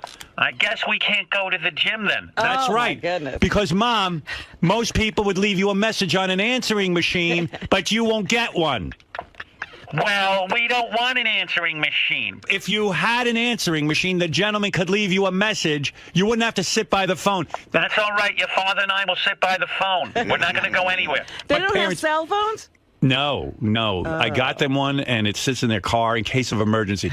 We'll use it for emergency. It hasn't been used ever. Well, isn't it an emergency to get the call from the guy who's going to get the water out of their basement? If they used a cell phone, they could just, there would be voicemail on it. Right. They could go anywhere they want. They'd be complete. But no, they're going to sit fucking waiting for someone to help them. What am I going to do? I even wanted to say to John, what time will the guy call? But I said, that's not my problem. Yeah. I can't get caught up in that. Because then everybody's like, well, what time can you call? Yeah, and that's I'm not 50 getting more calls. You want to fucking join the rest of America? Get an answering machine. It ain't that difficult. To get them a time. Yeah, I said, sit by your phone and wait for the call. That's what other people have voicemail and email. I try to get them a computer. We don't want that. Do you want fire? We don't want fire. It's too advanced. The wheel. We reject that. They only want things that have been invented in the time when they were, what is a wheel? A wheel. You can put a car on it and it drives, or a bicycle. We don't want that. We don't want a wheel. It's bad. Oh my God. So it's like, I get all stressed out. I want to be Leon Black's kid. Because Leon...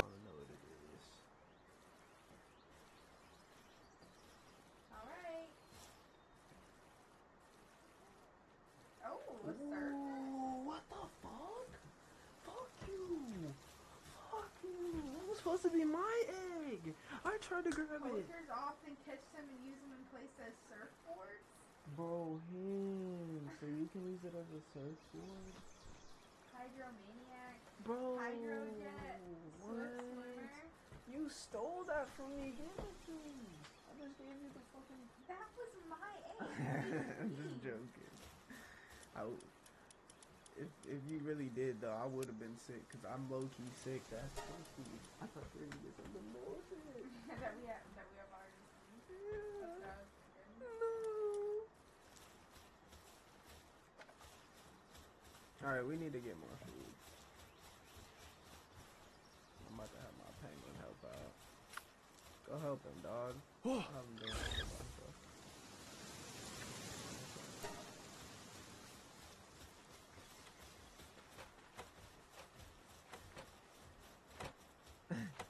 The monkey, look at him. How do I Look at him. this to my top?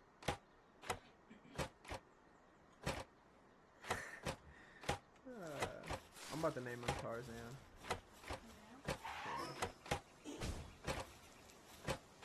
Because the name's Tansy.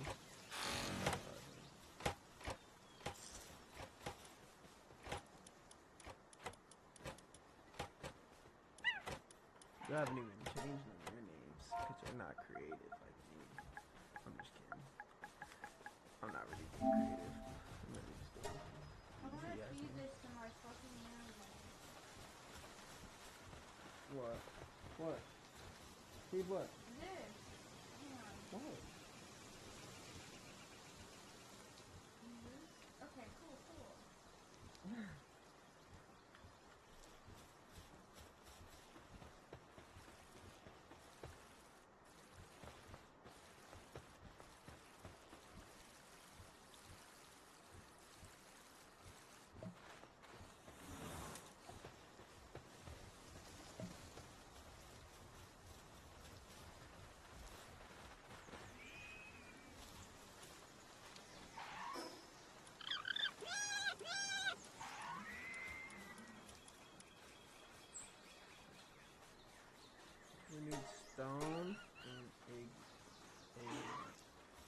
Do we not have any animals fucking doing stuff?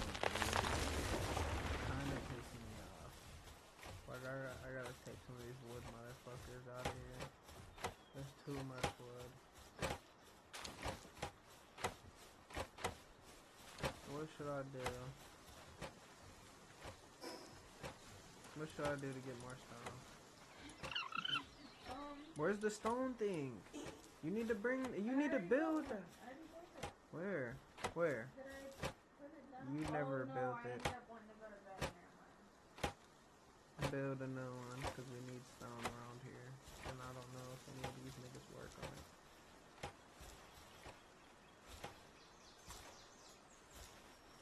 I feel like they do, but I don't know.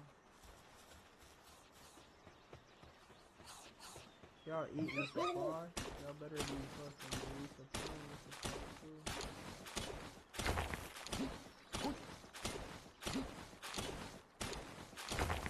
I just got hella stone from this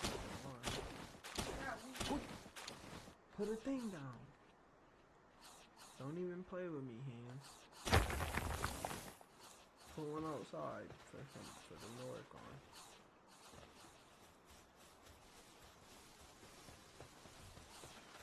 You got wheat teeth? Go put them on. Oh my god, 1,000? Are you shit? Why do you have that much? Why? No, for real. Because they've been putting wood in my deck. Oh no.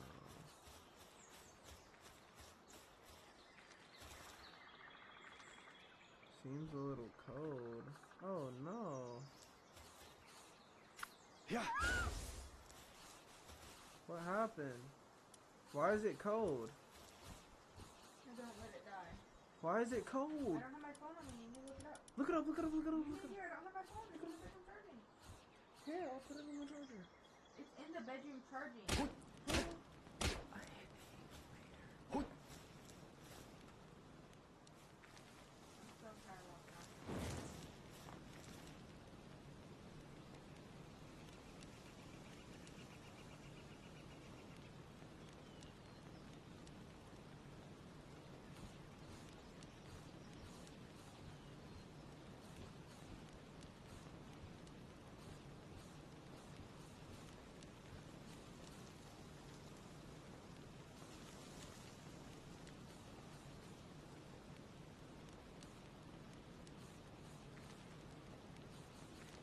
We need to throw down more campfires around it. Okay. Yeah. Do torches work? That's what I was planning with it. No, like the torches that you can put down on the ground. I don't know. I just put a bunch of these down.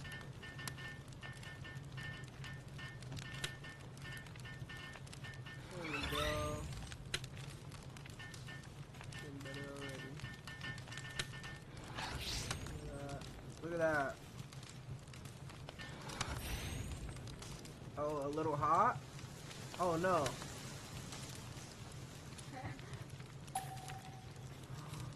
Oh no, oh no. How do I get these? Just these. Hands. I'm burning. Hands. I need you to come disband them. And I need you to help me. Hands, my egg! My egg! My egg is gonna die. Oh my god. I'm giving up. Fuck this.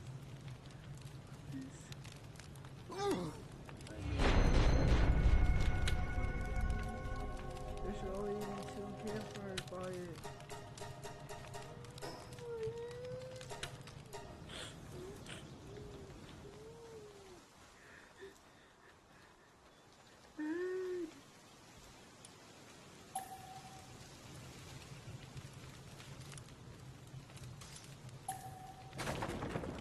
Very comfortable. Oh, thank God. Just 2 of them. Only 2. 3 is too many. Now I gotta put all this shit back on because Hannah can fucking see.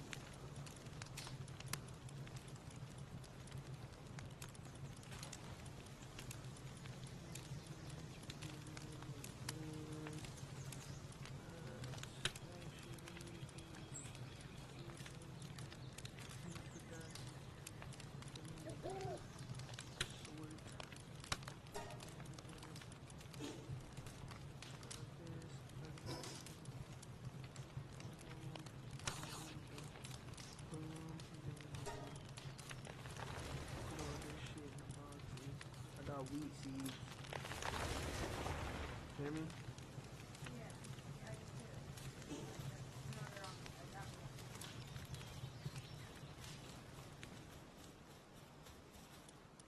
This is stones and ores. It's not gonna let you put this like certain stuff in your chest.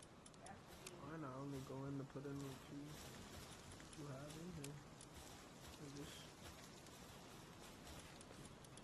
I told you it's the damn pals, it's not me. Literally, I always do that in every game. I just put in whatever you got. Complete. Oh my god, I'm dying. Pangy! Yeah! Pangy! Water me! Fuck that again. Okay. A dumb dud. A dumb mud. I gave him one of these things, and it just boosted him up. Fucking, what is he now? He's level 6, and he was just at 2. It just boosted him up 4 levels. Cool. My new guy got. My water one. He was level 2, now he's level 6. I just gave him a training one. Your water one. What the fuck is this, hands? Look, my serpent. Alright, put them out, pull them out. Let me see this.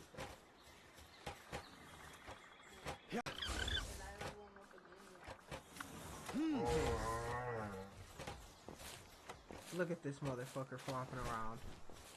Look what I got. Look at him. He's literally called dumb. He's called dumb?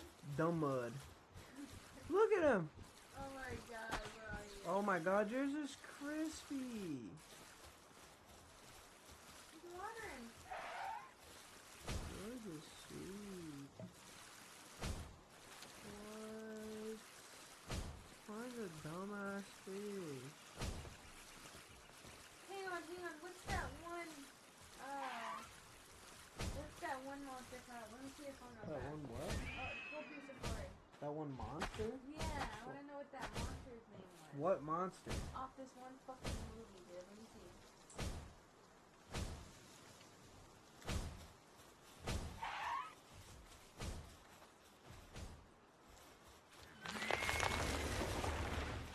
Okay, Dummud, you can be a worker.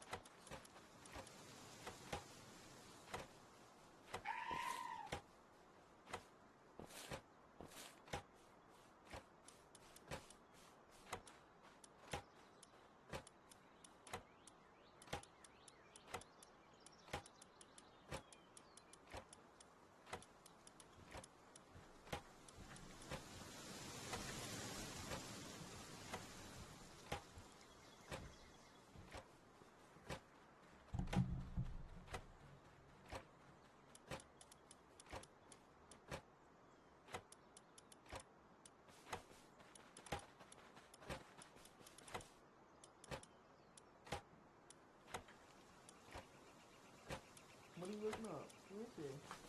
Water horse.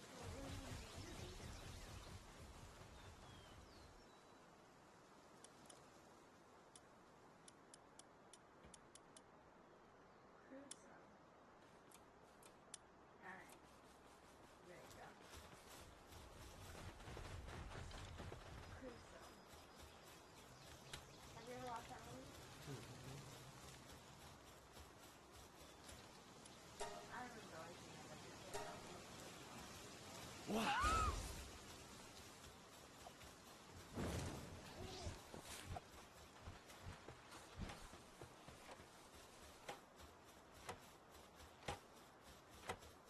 I'm so sorry for you.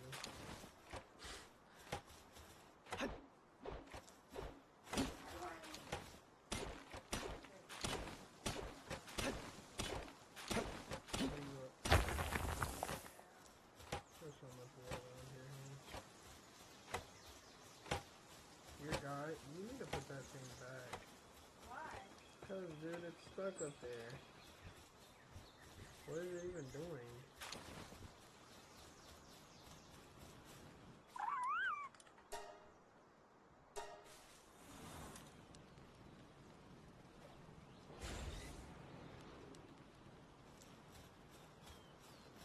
He's level 8 now. Dude, that's dope. I'm so mad you got this, dude. This thing is dope. I wanna ride it. Dude, this thing is sick. Do I have anything electric? Huh? I don't think so. No. Do you have anything electric? You want this? What do you mean? It's an electric ball. You gonna give it to me? Yeah, you can. If you have like an electric. I don't. That's what it's for. I don't have one.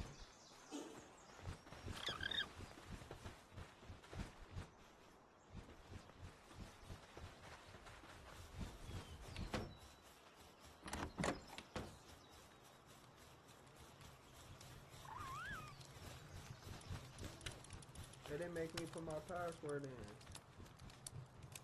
The fuck does that mean?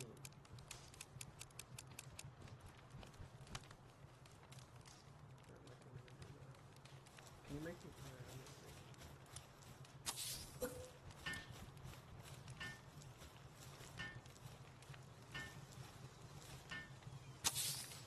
Wait.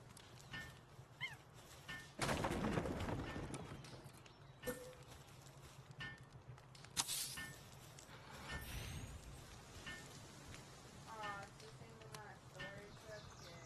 What is? This. What? 0.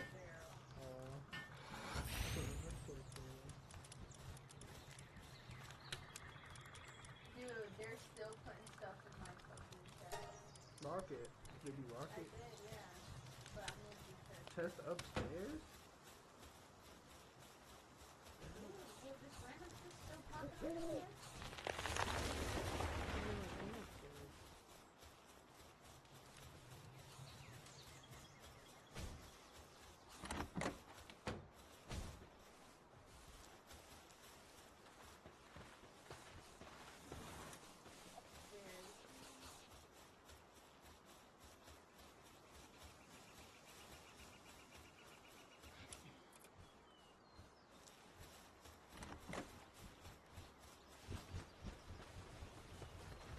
I want to level something up, but I don't know what. What if I get something sweet? Like you. Out of an egg. What did you get out of here again? A fucking dumbass looking fish. Oh, that dumbass fish? Yeah. Dude. No. You didn't call me a dumbass fish, dude. He's called dumbass fish. That dude. I'm so mad that he looks like that. His name's literally dumb. Like, bro, what? The mud? Like, nigga, what?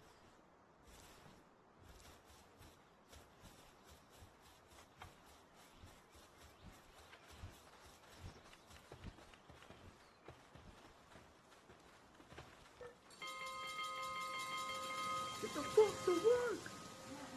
Tarzan! Get your dumb ass up! We need the motherfucking seed planted! What are you doing? Upset and went to bed. He's upset. You're chilling is hard at work. Seems to be a good worker. Yeah. On a short break. On a short break. I'll be seeing that shit. Like, nigga, we need a short break. Yeah, No, he deserves a short break. The fucking deer. He's been fucking crashing his head into the fucking trees for hours, man. Hey, that's not even for you. That's for the deer. Get Tarzan! Get your monkey ass. Look, He's look awake. Look at Crusoe. Oh, he's up there. Crusoe? Like Alex Caruso? Like Alex Caruso? No, that is.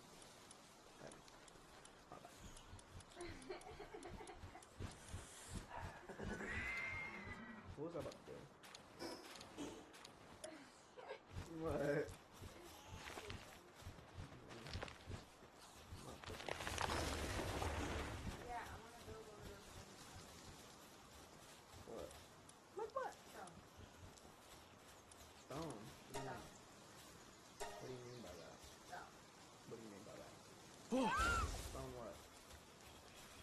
Can you please tell me? The thing to build stone. What? Oh, yeah, you needed a bend on one of them, dumbass. No, bend it up, because I built the tree thing up here. He needs a friend while he's bashing his head. Maybe do it like... We got all this space up here. I need stone. Yeah, that's why you need to build the stone thing. Dude, if I put a lock on my chest, then I can't use the material. I'm being dead ass serious. I don't know why I do What are you doing? You're supposed to be working. Yeah. Get to work. Hey, look at me. Look at me. Yeah. You can do it too. I think. Did you get the leash?